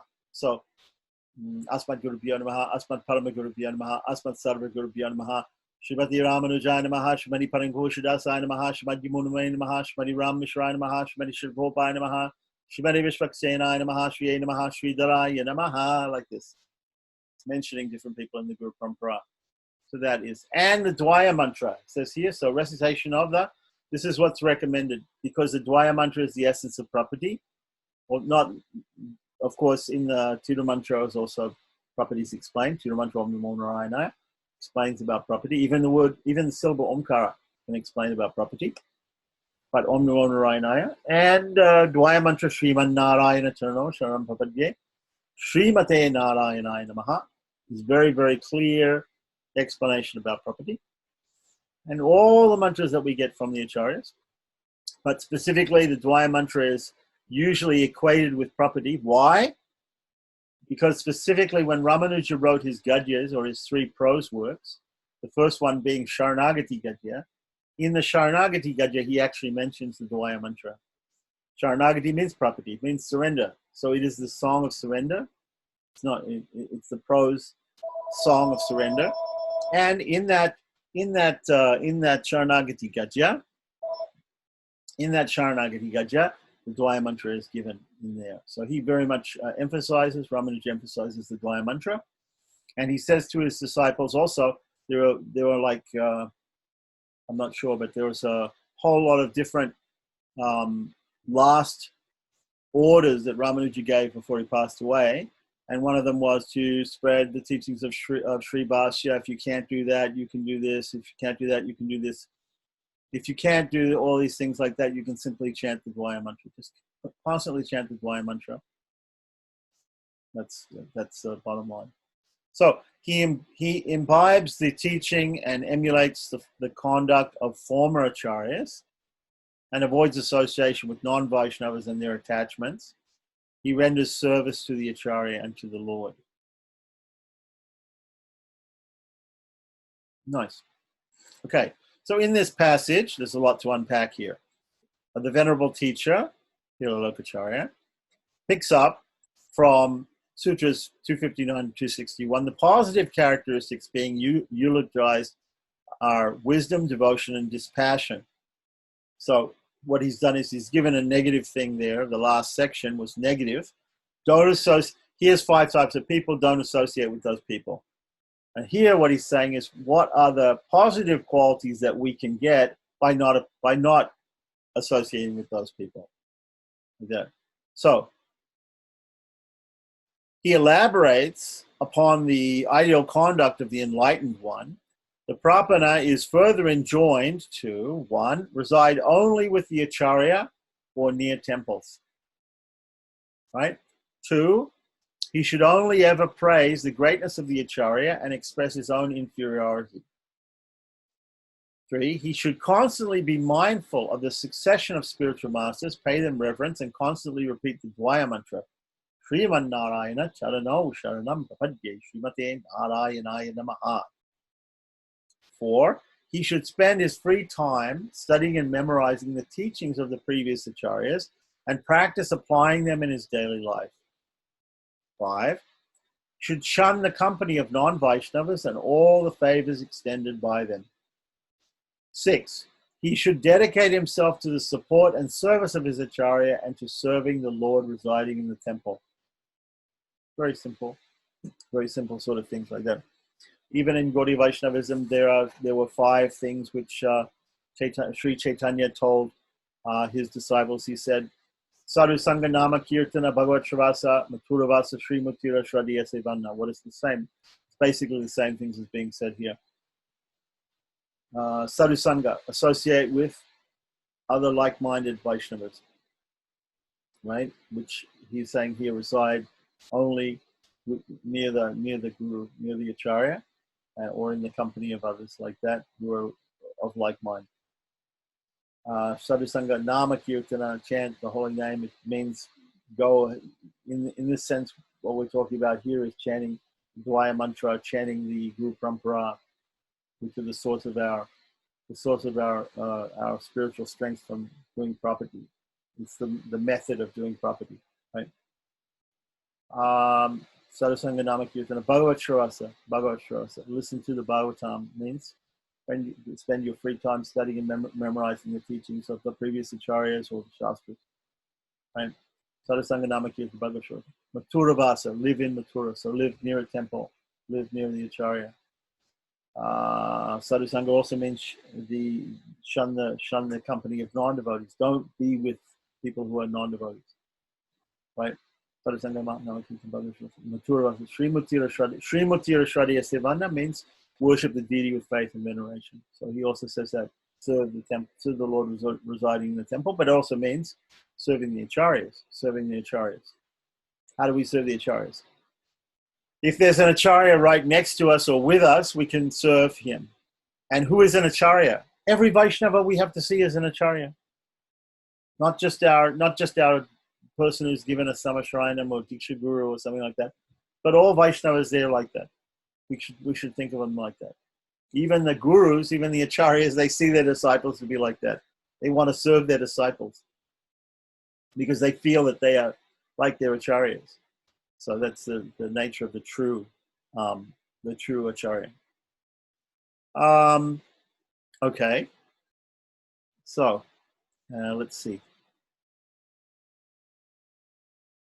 For one who's constantly chanting Dvaya mantra is recommended. Do Sri Vaishnavas ever carry beads and bead bags to chant, help one remember Dvaya constantly? Okay. Normally, the idea of chanting on a mala, normally we think of it that there should be a certain posture, there are certain regulations of what we call japangas, angas of the japa, nyasa, pranayamaha, achmana, like that. These things don't go together with walking around or driving in the car, right? When you're walking around, you're wearing shoes, you're distracted, you're going to the market. So what are you doing? You're chanting japa while you're going to the market. I've seen people they're in the middle of a kirtan and they've got a bead bag on. They're chanting japa in the kirtan. Are you actually concentrating on the kirtan, or are you concentrating on your japa? Or are you not concentrating on either? The point is that if we want to do some regulated japa, in some way, if we want to do that, like Gayatri japa, when we do 3 times a day, we do Sandhya Vandanam and everything like that. Do you do Sandhya Vandanam walking down the street? Do you do Sandhya Vandanam, in the car, or in the bus, or going to the market? No. You want to do it in a very meditative way, and you want to do it properly, and you want to concentrate on it. So therefore, you don't do it. So we don't see, is it absolutely forbidden for Sri Vaishnavas to have bead bags and walk around and chant Dwaya mantra? Probably not. But it's not the custom of Sri Vaishnavas. It's the custom of Sri Vaishnavas to take japa more seriously and to do it in front of the deity, at home or in the temple or something like that, and just be very reverential about how we do it, and to do it with all the japangas, be clean, do achman, pranayam, sankalpa, do the nyasas, do everything. If you can't do all those things, sure, you can just think in your mind, Dwaya mantra, like that. So I don't think it's not a one or the other thing. It's not, we're trying to, is it wrong? It's just like Dr. Alwa was telling us when he was talking about Mumukshapati. He was saying normally the usual system is for chanting Astakshara mantra, you should wear clean clothes and you should take a bath, put tila, do achaman, do all these things, and do the nyasas and pranayam. But Dwaya mantra, maybe because it's not a Vedic mantra, it's got no omkara, it's a little bit more easygoing. You can chant it anywhere, and maybe that's why it is. But, ultimately, what Ajamil on his deathbed, he was chanting, right? So yeah, it's a question that we can ask some other traditional Sri Vaishnavas. We can ask them, would you ever consider walking around with a bead bag like that and chanting Dwaya mantra? But you don't even need the bead bag. You don't have to count the Dwaya mantra. The whole idea of having the beads is that you're counting a certain number. The idea of counting a certain number is that you have a certain fixed number that you have to chant, because that's a sadhana, that's a goal that you have to reach every day, or for a certain number of times, to do a particular ceremony, a particular ritual, or to attain mantra siddhi. Right? Somebody will say in Mantra Shastra, it says, chant 100,000 times the number of syllables in the mantra for mantra siddhi. So that's called Purascharya. So yeah, you could say that. That's basically what you're saying when you if you've got a japa mala, you're chanting a certain number, right? And you believe that by chanting that number and not anything less than that number or anything more than that number, you're going to get a particular result, right? But this is not really the way we think of properties. So just remembering Dwaya mantra, remembering the meaning of Dwaya mantra, even not the mantra, even just remembering the meaning of Dwaya mantra, right? There's 2 parts to a mantra. There's the mantra itself and there's the meaning of the mantra. Both are very important. So yes, we can chant the mantra. Yes, we should chant the mantra. Yes, we should think about the meaning of the mantra. Can we do it while walking around with a japa mala? Yeah, but the japa mala is not important. That's not the important part of it. Like there may be some other sects, Gaudiyas or other people, they think the mala is very important. The guru gives a mala to the person. The mala is very important. No, the mala is not important. I mean, okay, it's made of tulsi or it's made of something else, spatika or gold or whatever it is, pearls. It can be made of different things. Tulsi is the best. But, okay, so yeah, it's a spiritual thing. But is it the most important thing? No. The mantra is the more important thing. The mantra is more important thing. And is the number of mantras important? Well, yeah, you can do a number of mantras and things. That's nice, but the number isn't important either. Ultimately, it's the meaning. And what do we say here about the prapanas? For the prapanas, ultimately, the mantra is the initial means. The Lord is the primary means. So even when we take to the service of the Lord, the mantra, the Lord becomes the primary upaya. Do we then have to chant a lot of mantras? Do we have to actually chant Dvaya mantra all the time? No. We're serving the Lord. He's the upaya. Like that. I'm not against people chanting Dvaya mantra. I'm not against people chanting Astakshara mantra. I'm not against people chanting any of these mantras or any mantras like that. But at the same time, the ultimate upaya, the ultimate means is the Lord himself. The Lord is the means and the goal, ultimately. Like that. So we're trying to get to that situation. If Ramanuja says we should always chant the Dvaya, if you want to have a japa mala with you in a bag to keep it clean, fine. I don't think there can be any problem with that. But it's not something that we see a lot of people doing, actually. Gaudis do it because they have such a huge effort. We don't see Madhvas do it. You see Gaudis do it because they've got to chant 100,000 names every day. That's their vow. And without that effort, they're not, without concluding that effort every day, they believe that they will not attract the mercy of God or the grace of God. We don't believe that. So why would we need a japa mala to do that? Usually you only use a japa mala if you're counting. And you're only counting if you have to do a certain number. But if you don't have to do a certain number, why do you have to count? I mean, that's just logic. That's just logic. Do we have to do a certain number? No. Therefore, why do we have to count? We don't. Now, if you just like holding a japa mala made of tulsi, that's nice. There's nothing wrong with it. In fact, it's great. Tulsi is a spiritual thing, and you can have beads made of tulsi, and you can use them like that. There's nothing wrong with that. In fact, it's nice. But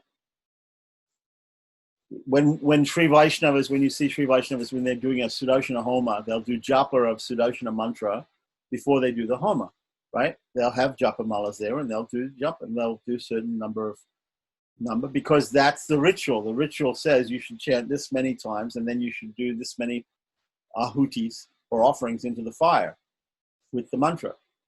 So in order to count, they have the japa mala. But if you're not counting, if you say we should just chant 24 hours a day, it doesn't mean that you're counting. You're not counting. Because there is no goal. There is no counting goal. This section is about Kainkarya. What does that mean? Service. Right?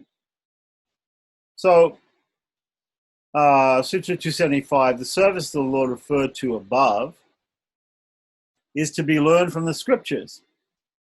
Well, that's interesting because the scriptures are telling us to do Bhakti Yoga, Karma Yoga, and Jnana Yoga too, right? So how do we distinguish the pure service of the Lord and doing Karma Yoga, Jnana Yoga, and Bhakti Yoga? Maybe we do Karma Yoga, Jnana Yoga, and Bhakti Yoga, but we just do it in a disinterested way. That's interesting. Service of the Acharya is to be learned from the scriptures as well as from instruction. Okay. So service of the Lord is known from the scriptures. Service of the Acharya is also known from the scriptures. But also, above and beyond that, whatever he tells you to do, wherever they tell you to do. The Lord, in his Aksha form of the deity in the temple, does not, or even in the house, does not make clear his requirements. Therefore, one should learn the proper method of service by studying the appropriate scriptures, such as the Pancharatra Agamas and the Puranas. Right. The method of serving the Acharya is learned from the Dharma Shastras, as well as by following the instructions of the teacher. That's pretty obvious. I don't need to say much more about that. We have to Bhagavad Agyaya, the order of the Lord, Bhagavad Kainkarya Rupam. The form of his service is his orders which are in the scriptures or given by the Acharya. So, 276, there are two kinds of service. 277, namely, doing what is pleasing and avoiding what is displeasing. Okay, very simple. Anukulyasya sankalpa, pratikulyasya varjana. This is part of the sloka on property, the verse on property. Anukulyasya sankalpa, right? Whatever his sankalpa is, whatever his will is, we should anukulyasya, we should be favorable to do that, favorably do that. And pratikulyasya, we should be whatever is unfavorable, varjana, we should give up. Right? That which pleases and that which displeases depends upon Vana and Ashrama and the jiva's quintessence or essence. Okay. The first two stages of Sharanagati are acting in harmony with the divine will, Anukulyasya Sankalpa, and avoiding disharmony, Pratikulyasya Varjana, what I just quoted. According to the Dharma Shastras, like Apastamba, like Manusmriti, these are different Dharma Shastras. Parasara Smriti is more applicable, for instance, for Kali Yuga. There is no absolute standard for what pleases or displeases the Lord. These factors are all dependent upon one's profession as a Brahman, intelligentsia, Kshatriya, administrator, Vaishya, entrepreneur, and Sudra worker. Right? So we talk about Karma Yoga here, basically. The activities of Karma Yoga, but not done as a sadhana. And status as a bachelor, householder, retiree, or a monk, meaning brahmachari, grihastha, vanaprastha, sannyasi.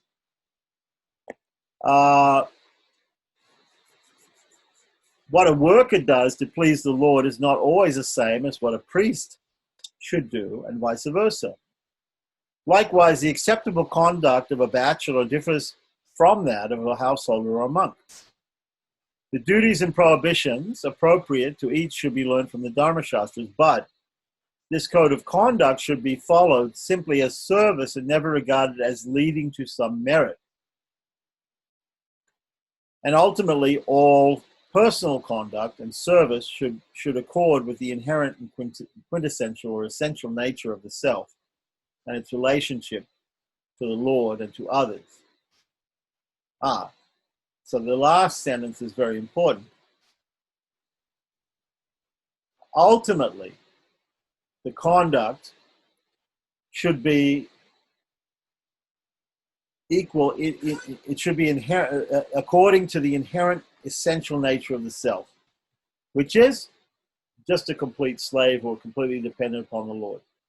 So in that sense, everybody's like, like the servile wife. Everybody's like the servant, the slave of the Lord, and therefore all these other Varnashram designations are secondary to the essential nature of the soul. One who shirks the acts of merit, punya, would certainly not perform acts of demerit. One who hesitates to perform acts of merit, as enumerated, in the Dharma Shastras, because they smack of upaya tantra. Upaya tantra means other methods, right? So like somebody may say, well, you should do an agdistoma, you should do a soma sacrifice, worship Vishnu and offer soma ras to him, because that's a samskara which comes in the Dharma Shastras. Okay? Right? No. You might think, no, I'm not going to do that because it's another means. It's a different means. It's not the means. The Lord is the means only. And so therefore we don't have to do that. Being a means to an end, and thus, in fact, jeopardize moksha, would certainly not perform any acts prohibited by the scriptures. Right? So, again, one who hesitates to perform the acts of merit, as enumerated in the Dharma Shastras, because they smack of upayantara, other means, right? Being a means to an end, and thus, in fact, jeopardize moksha, would certainly not perform any acts prohibited by the scriptures. So there might be a person who says, okay, I don't need to do that at Vistoma, even though it's said in the scriptures to do it for merit, because I'm not interested in merit. And that is a different means than just simply surrendering to the Lord. So I don't need to do that like that. But still, I'm not going to perform prohibited things. If the scriptures say this is prohibited, that's prohibited, I'm not going to perform those acts also. In fact, the Veda, Mundaka Upanishad, declares that in order to reach the highest goal, both merit and demerit must be transcended. Sometimes we have such people who are called avadutas, and they seem to be transcendental. They seem to be above the idea of merit and demerit, like that. So the idea he's quoting here is saying in the Vedas, in the Mundaka Upanishad, it talks about this, that you should, Isa Upanishad also says, vidyam cha yastadvedo bayagum saha, right? It says that you should know the science of true knowledge and the science of ignorance. In this case, ignorance means material things. So spiritual and material sciences, you should know both, like that. So here it's saying the path of punya and the path of papa, the path of good actions and elevating spiritual pious actions, right? And the path of sinful actions, you should eschew both of them. You should not be interested in either of them. The Prapana regards merit as demerit. He would think that doing these other things, which sometimes you find this the same. You find devotees in ISKCON sometimes like that. They say, "Oh, feeding the poor, opening hospitals, digging wells. These are all pious activities. We shouldn't do those. That's not what we should do. We should just do purely spiritual things like that." So sometimes people will say that they have this idea that these are ordinary, mundane, pious activities, and we should not do those. We don't want to get caught up in that karma either. And we also don't want to get caught up in sinful activities either. The Prapana regards merit as demerit. The Lord regards demerit as merit. Demerit as merit, but that doesn't mean that we go looking for demerit. It's not that we go looking for sinful activity to attract the mercy of the Lord. No. But he sees a person in a low position like that, and he feels this person really deserves and needs my mercy.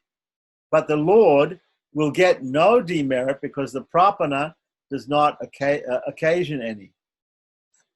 The Lord will get none demerit because the Prapana does not occasion any. The true Prapana eschews the accumulation of merit as being an obstacle on the spiritual path, whereas the Lord, out of his boundless affection, actually regards demerit favorably as a reason to bestow upon ever more love and compassion on the Prapana, the person who surrendered, his refugee.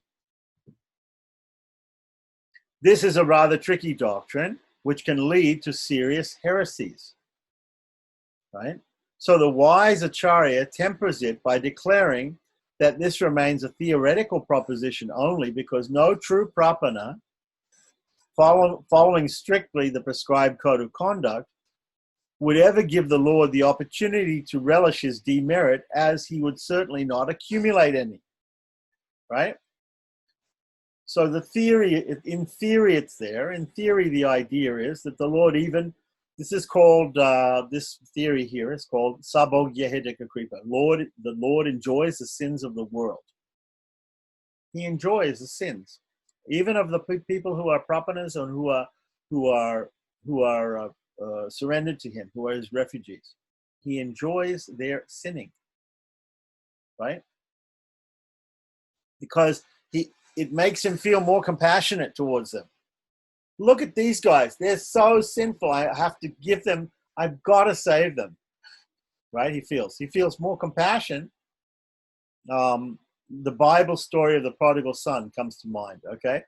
There were two sons. One was a good son, and he stayed at home, and he did all the work, and he followed the father's instructions. The other guy didn't. He left, and he did all sorts of crazy things. And when he came back, the parents enjoyed a big feast and a big celebration to welcome that errant child, that sinful, errant child back. Even more, praising even more praise and heaping even more praise and gifts and attention on the child who rejected them and who left them and who went away and who committed so many sins. Because he needs the compassion of the parents. So here the Lord also feels like that. He feels like this is a reason to bestow even more love and compassion on this prapana because he's so sinful, right? Or just people in general in this material world. But we have to understand if somebody is engrossed in material life and they think the body or the mind is the self, and they're only out for sense gratification, if they're not prapanas actually, then the Lord holds off in his compassion and his mercy because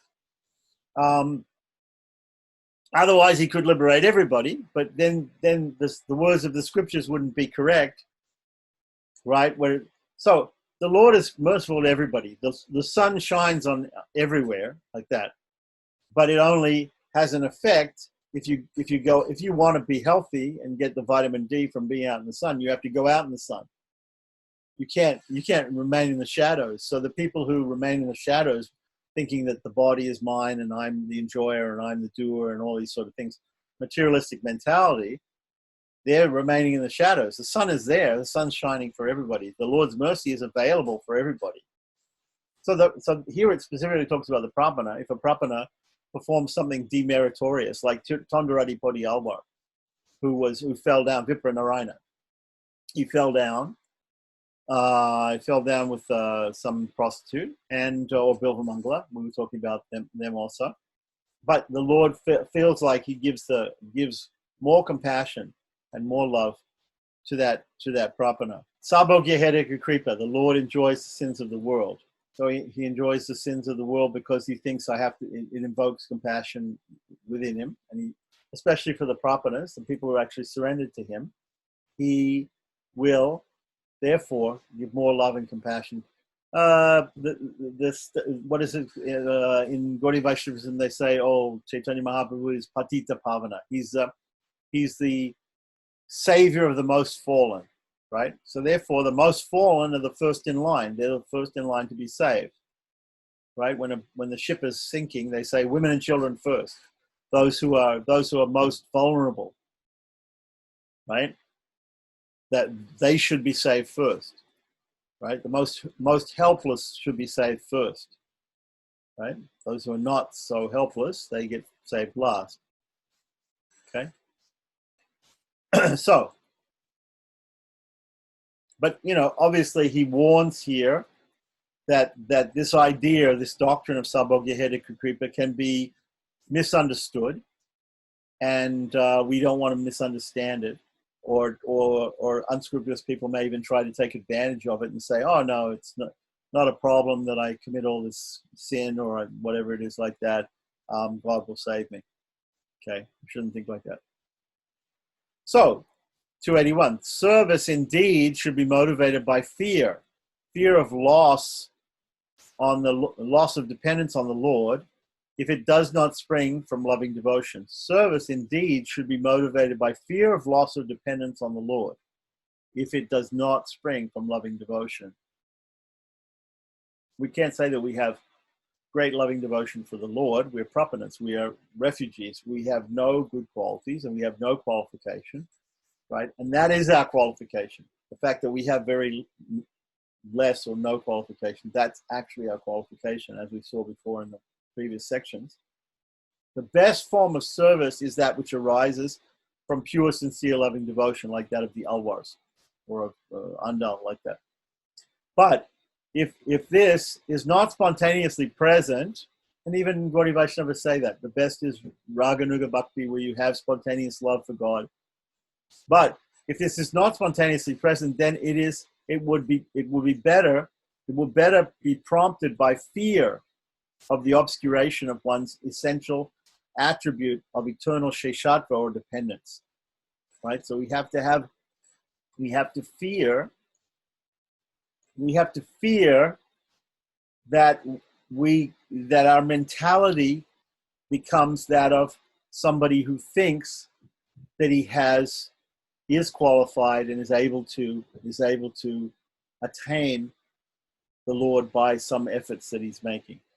We have to fear that. We shouldn't, even if somebody becomes an acharya, or even if somebody becomes a great Vaishnava or something like that, we have to always fear, we have to always think, actually, we're not qualified. We have to always remember that. We have to always remember the eternal nature of the soul is eternal sheshatva, or eternal dependence, total absolute dependence on the one and only Lord Sriman Narayana. If this service does not eventuate, right? We're talking about service here. If this service does not eventuate,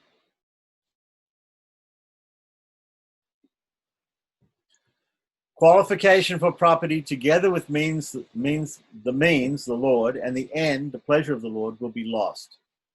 If this service does not eventuate. So service has to be there. Right? The end, the means is the Lord, and the end is the pleasure of the Lord, will be lost. If unfortunately service is not performed from either of these two reasons, then one loses the very fundamental qualification for property, which is the realization of one's inherent and intimate relationship to the Lord, as well as the grace of the Lord, and the result of service, which is the delectation, he says, which means pleasure of the Lord. Okay? So just giving us a further understanding that we do have to do the service of the Lord. When we say Bhagavad-agya Bhagavad-kinkari Rupam, we should do the service of the Lord. Does it mean that we have to specifically do some service? Right? Even just surrender to the Lord is a service. That itself is a service. Right? And without that, there can be no real service. So, service to the Lord should be regarded as a fruit, not the means to fruit. Service to the Lord itself is a fruit.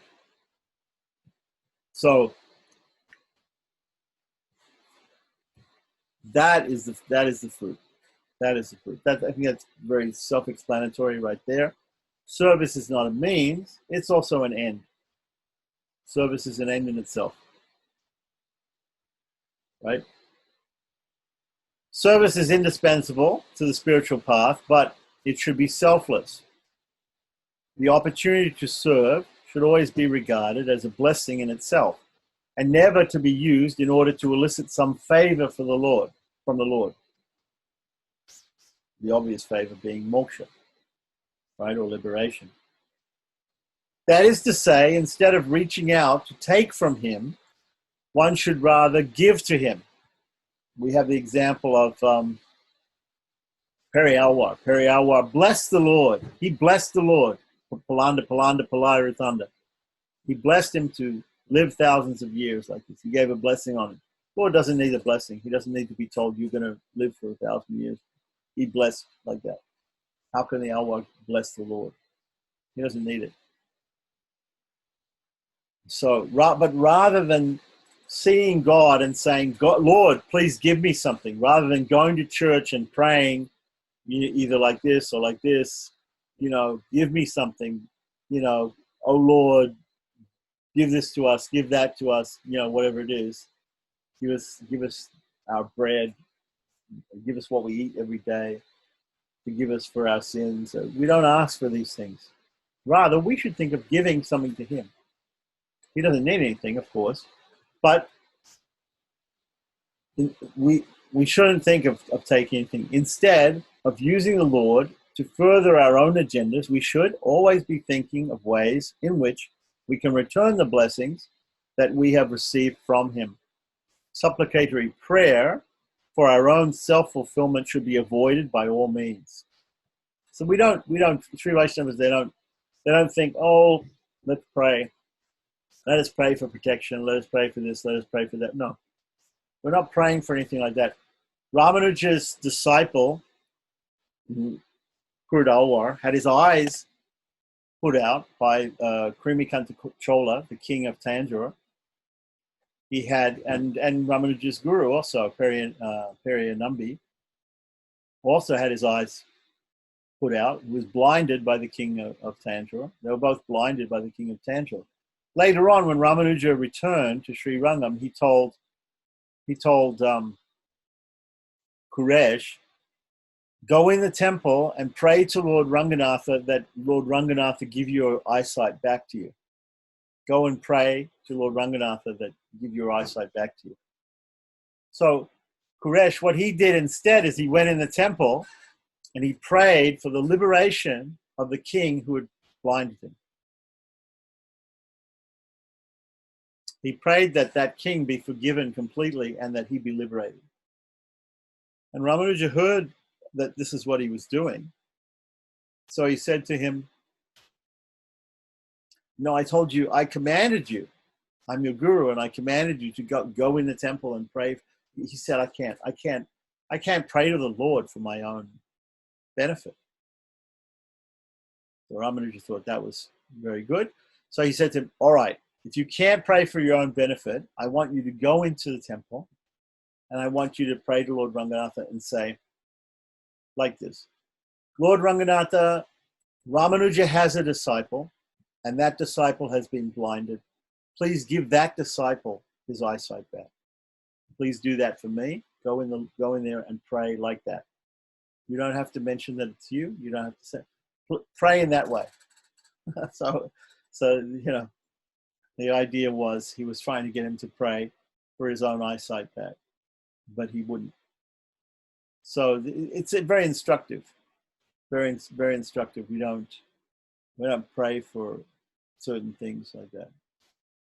Sometimes, of course, if we're priests, if we're working as priests, people come to us and they say, okay, we want to perform a ceremony and we want, you know, you should give a blessing at the end of the ceremony and we want that blessing. And yes, we want this result from doing this thing. And they might even be, you know, normally they're Hindus or they're people who just want to do that, but they might even be Vaishnavas or they might even be Sri Vaishnavas like that. And even sometimes we'll hear that, so people, the same thing like I said before, chanting Vishnu Sahasranam at the end, the Palashruti is there. Some people don't chant it, but we will chant it.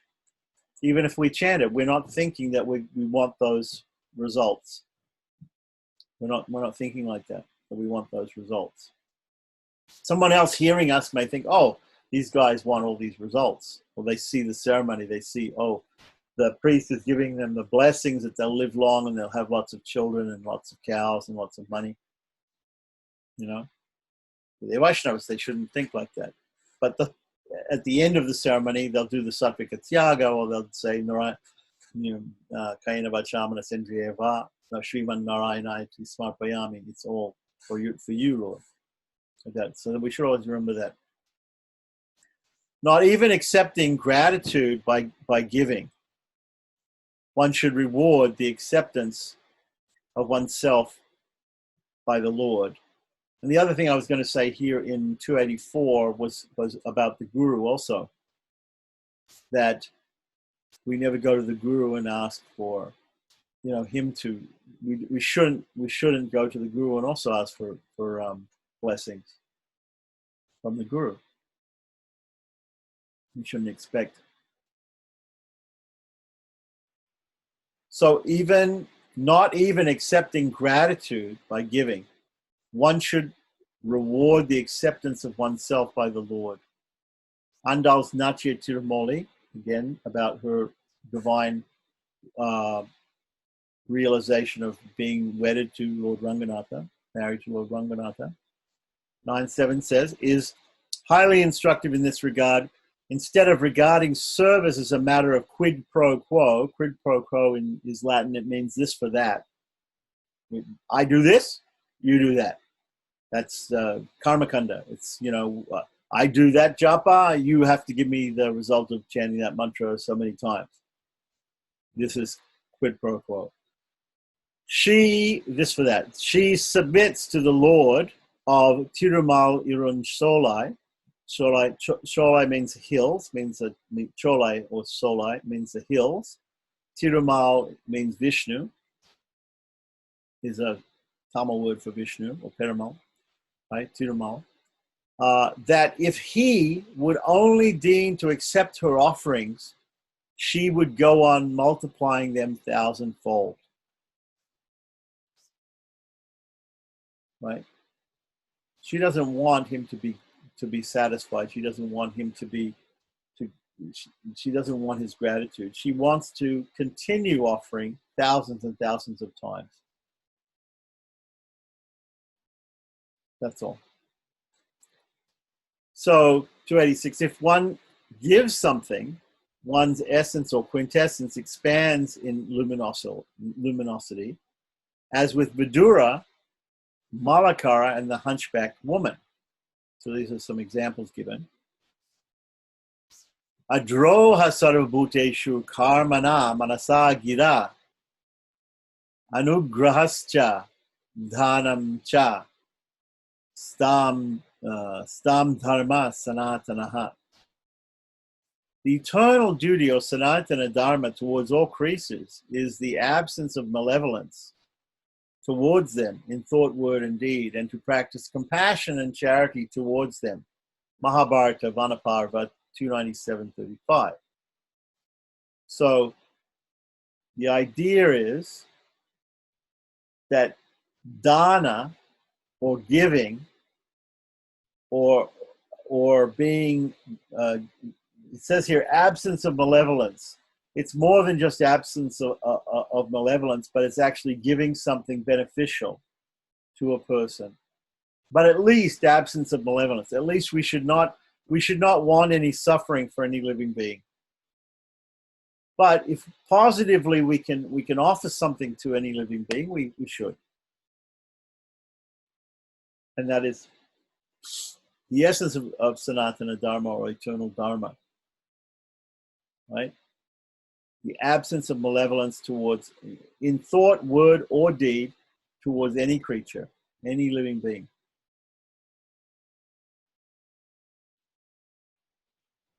(287). These gave food without searching the pocket, without asking payment, flowers without bad smell, and sandal paste without lime. Vidura fed out of sincere and deep love, without the thought of gaining anything, fed Krishna, Lord Krishna. This is a pastime. Unlike the Kauravas who sought to invite him to dinner in order to curry favor and gain some influence. Malakara offered flower garlands to Krishna and Balaram, free from the obnoxious whiff of any self-interest. Kubja, the hunchback maid of Kamsa, was accosted by Krishna and Balaram while carrying a vessel full of fragrant sandal paste meant for Kamsa. She, being entranced by their beauty, gave it all to them. Indeed, indifferent to the wrath and punishment which would be incurred on her from her master. So these are the examples given of giving freely. Giving freely. So now we come to stages of spiritual unfoldment. Not really, Swami. It's just, coming to that consciousness of actually being able to do things like that. It just seems to be totally selfless. That's the level we have to come to. Total selflessness in the service of others and the service to the Lord, and nothing for ourselves. As even Prabhupada would always say too, nothing for us, everything for Krishna. Yeah, we have to remember that the self doesn't belong to us. We've stolen the self from the Lord. It's his property. We belong to him. Yeah, and I realize, Namaskar, Swamis. I realized that it's not necessary also to pray for yourself because the Lord will take care of us anyway. Huh? Right. So no need to pray for our own benefit. He promises that in the Bhagavad Gita. Huh? He will take care of us in all ways, materially and spiritually, isn't it? Right, but it's not just not necessary to pray for things. It's detrimental, actually, because it's detrimental because it's a fundamental. If we, okay, why would the Lord give us something? He's going to give us what we deserve. He probably will give us more than we deserve, right? But for us to pray that we expect something from him, why should we expect anything from him? We don't expect anything from him. We shouldn't be expecting something from him. If we're expecting, we should feel that I should get something from the Lord. Why am I so special that I should get something from the Lord? I am his servant. I'm his complete surrendered servant. Why am I asking? The only reason I'm asking is because I feel entitled. So, oh, save me. Why should you save me? Oh, I'm your devotee. Save me. I feel entitled to be saved because I'm a Vaishnava, therefore you should save me. You know, I've done this japa, I've done this, even I've surrendered to you. Save me. And Chaitanya doesn't say that. He says you can crush me by he your already embrace. gave everything to us. So why should we ask for more? He already gave everything. We need it. Huh? Yeah. Yeah. So we shouldn't feel entitled. We shouldn't feel entitled. And it's like only somebody who feels entitled. What's that Oliver Twist book that comes to mind, right? Charles Dickens. There was a kid, and he was with all the other kids, and they were eating, and they gave him a bowl of soup, and he finished his bowl of soup, and he went up and said, "Can I have some more?" Why? You think you're entitled to more soup? Why? You think you're entitled to some more soup? Well, I'm hungry. I want some more soup. So he asks, like that. He feels entitled to it. We don't feel entitled. The slave is never entitled to anything. If you really understand the depth of your subservience and the ownership of the Lord and your complete dependence upon the Lord, you can't imagine being entitled to something. That's it, the height of false ego. That's the height of false ego to think that you're entitled. To think that, oh, I can do something and I'm going to do this job and I'm going to chant your name, oh Lord, save me. You know? No, you're not entitled to anything. Even you chant. Even you serve the Lord your whole life, many millions of lives, whatever like that. Are you entitled? Are you still entitled to be saved? No, you're not entitled at all. You're a slave. You have no entitlement. You don't. What can you do? He's the one who's doing everything. What are you doing? Nothing. Even your property is what? You say, I'm yours for one time? You think you're entitled to moksha? Don't think that you're entitled. Don't pray, you have to give me because I'm surrendered to you. No, just I'll serve you. That's all. I'm going to serve you because that's my natural position to serve you. As it keeps coming back, I keep thinking of Shikshastakam. Even crush me by your embrace, but I won't give up serving you. Whatever it is. And then Jivera Swarupoi Krishnera Nityadas also is the same thing. So that's like you're saying your property is like a fast anyway, because what you're giving to him, what's already belonging to him anyway. So it's really nice, really profound. Right. It's like you went, you stole something, and the rightful owner comes to you and says, "Oh, give it back." And you say, "Well, I'll give it back to you, but you have to give me something. You've got to reward me for returning it." What? It's my property. You have to return it. There's no, if the owner wants, he can give you a reward. Oh, you found, or maybe you found something of somebody's and you return it to them and they say, oh, okay, I'll give you a reward. But he doesn't have to. Of course, the Lord is very merciful. We're not saying the Lord won't be merciful and he'll just say, okay, thanks for the service. No moksha for you. No, it's not like that. He's not like that. He's extremely merciful, obviously. He's looking for a reason to give you his grace. He is looking for that reason. We don't have to ask. He's looking for an excuse to save you. He doesn't need you to ask. The fact that you're asking means that you don't think he's looking, that you don't think that he's that compassionate.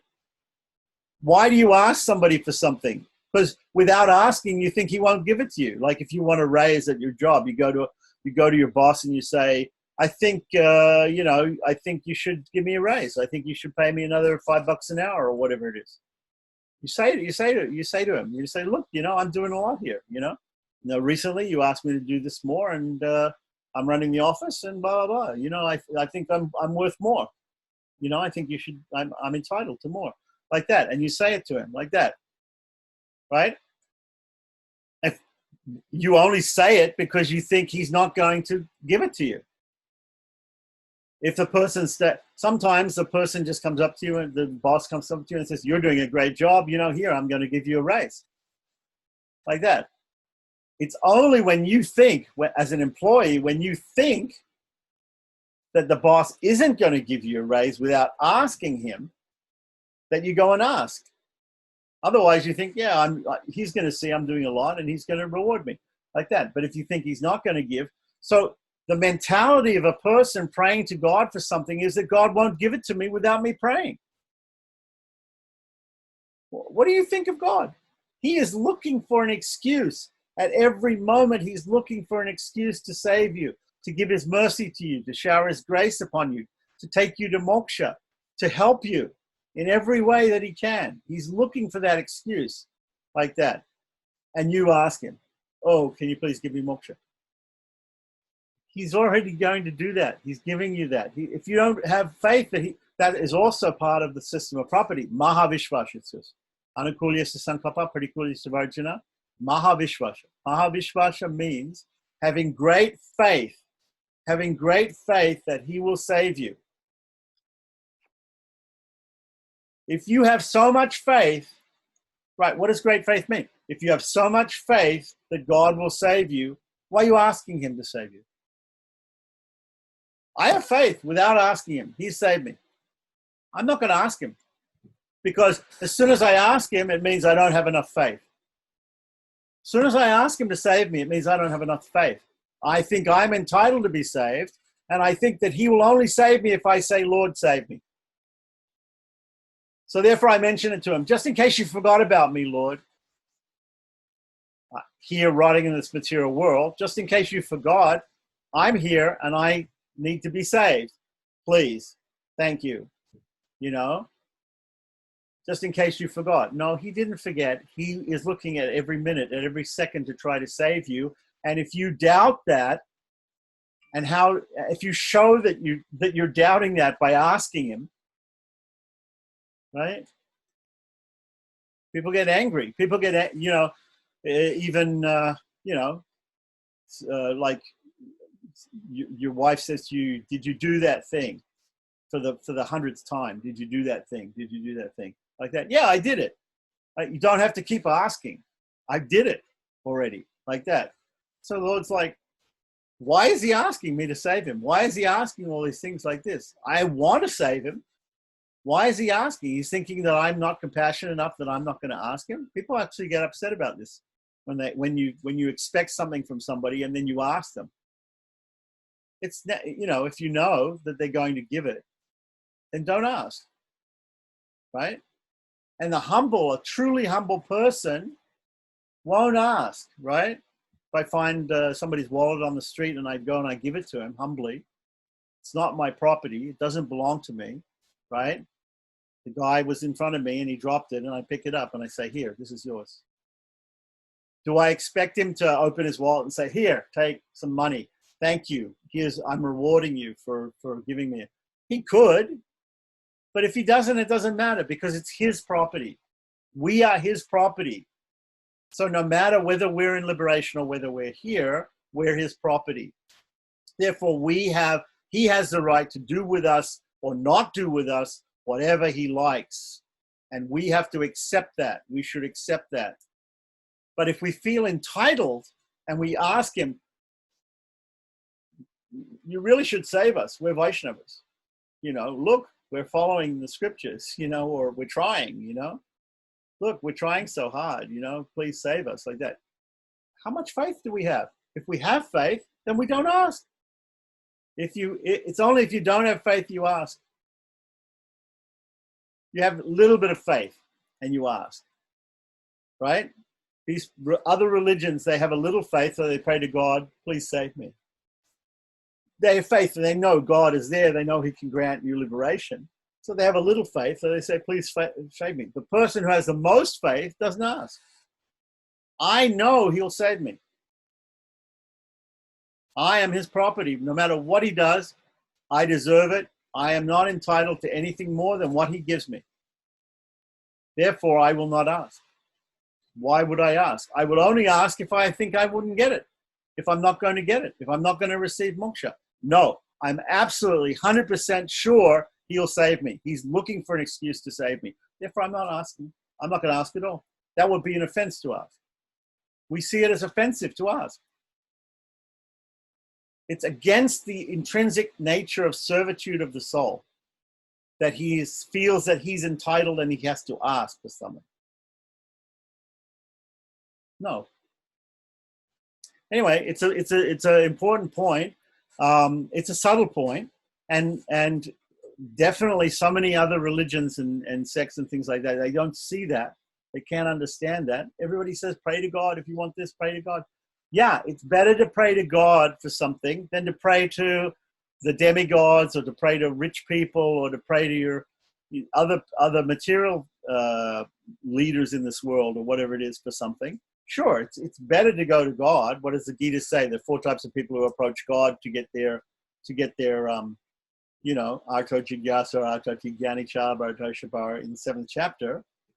These people are all devotees, right? They all go to God for what they want, dharma, artha, kama, moksha. They want all those things, right? They want religiosity, sense gratification, material prosperity, and they ultimately want liberation. So if people are praying for all those things, but Prapana, ultimately, he's not praying for all those things. He has great abiding faith, great faith that God is going to save him. He doesn't pray for that, for anything. What to speak of something material? Yeah, that's a good point. Govinchar is asking this question, right? Well, what if Ramanuja says to pray? Yeah, he's the guru, and he's telling you to pray. So then you should pray. Yeah, if he's telling you to pray, you should pray. Even in the Shastras, if you read the Shastras, you're supposed to do service, and in the Shastras it says, as part of service, you should pray. You should do Sanyavandana, right? Yeah, okay. You should, or you can pray like this. Or the guru tells you to pray. Pray like that. But you're not doing it. You're not praying for something, for a result from God. You're praying because it says in the scriptures, it's his order that you do it. Or the guru tells you to do it. That's the only reason you're doing it. You're not praying for a result. That's the difference. So praying, there's 2 types of praying. One type of praying is, please, Lord, bless me, give something to me, give me liberation, or just give me material things. And the other thing is, Lord, I'm praying to you because it says in the Shastras that I should pray to you, or the Guru is telling me to pray. I'm praying to you without any expectation of return. I'm not praying for something. I'm praying to you, only praying.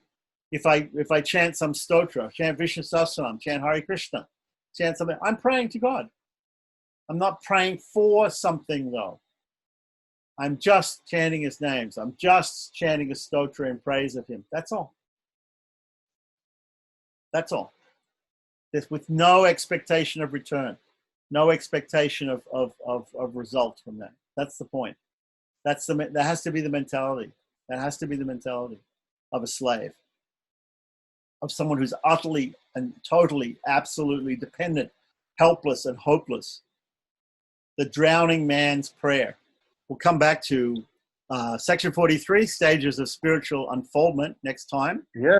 Okay. And Looking forward. it's very, very enthusing, the Sri Vacana Bhusanam. It's getting into some is. very, very subtle points, you know, Yes. which you don't hear about in from other religionists, you know, or even let's say even sometimes Wadagalites or whatever, other Vaishnavas. Yeah, but at the same time, remember that we were talking about we shouldn't disturb the faith of others who maybe have a slight different understanding, or they're performing these other paths of effort. They're following Karma Yoga, Jnana Yoga, or Bhakti Yoga. They're performing these other. Even they're worshiping Sriman Narayana, the Madhvas and the Gaudiyas, other people, all these people. They're all doing that. You know, there are aspects of property. There are aspects of property in these different sampradayas, but the thing is that we emphasize it more and in more detail and in greater depth. That's all. That we shouldn't feel entitled that we've got the only way. You know, no, we don't have the only way. We don't have the only way. God is the only way, and everybody's approaching God. So they're gonna be saved also. We shouldn't think like that we're the only ones that are being saved. No.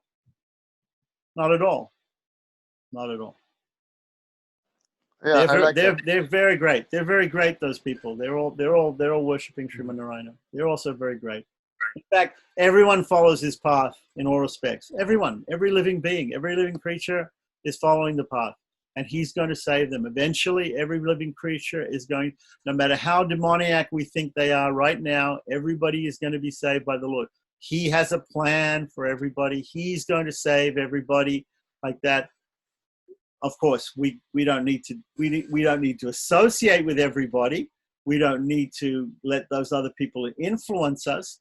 We don't need that. We don't need a bad association. We also don't need to take on their doctrines of self-effort, paths of self-effort, or trying to attain things by praying to God. We don't need all those things.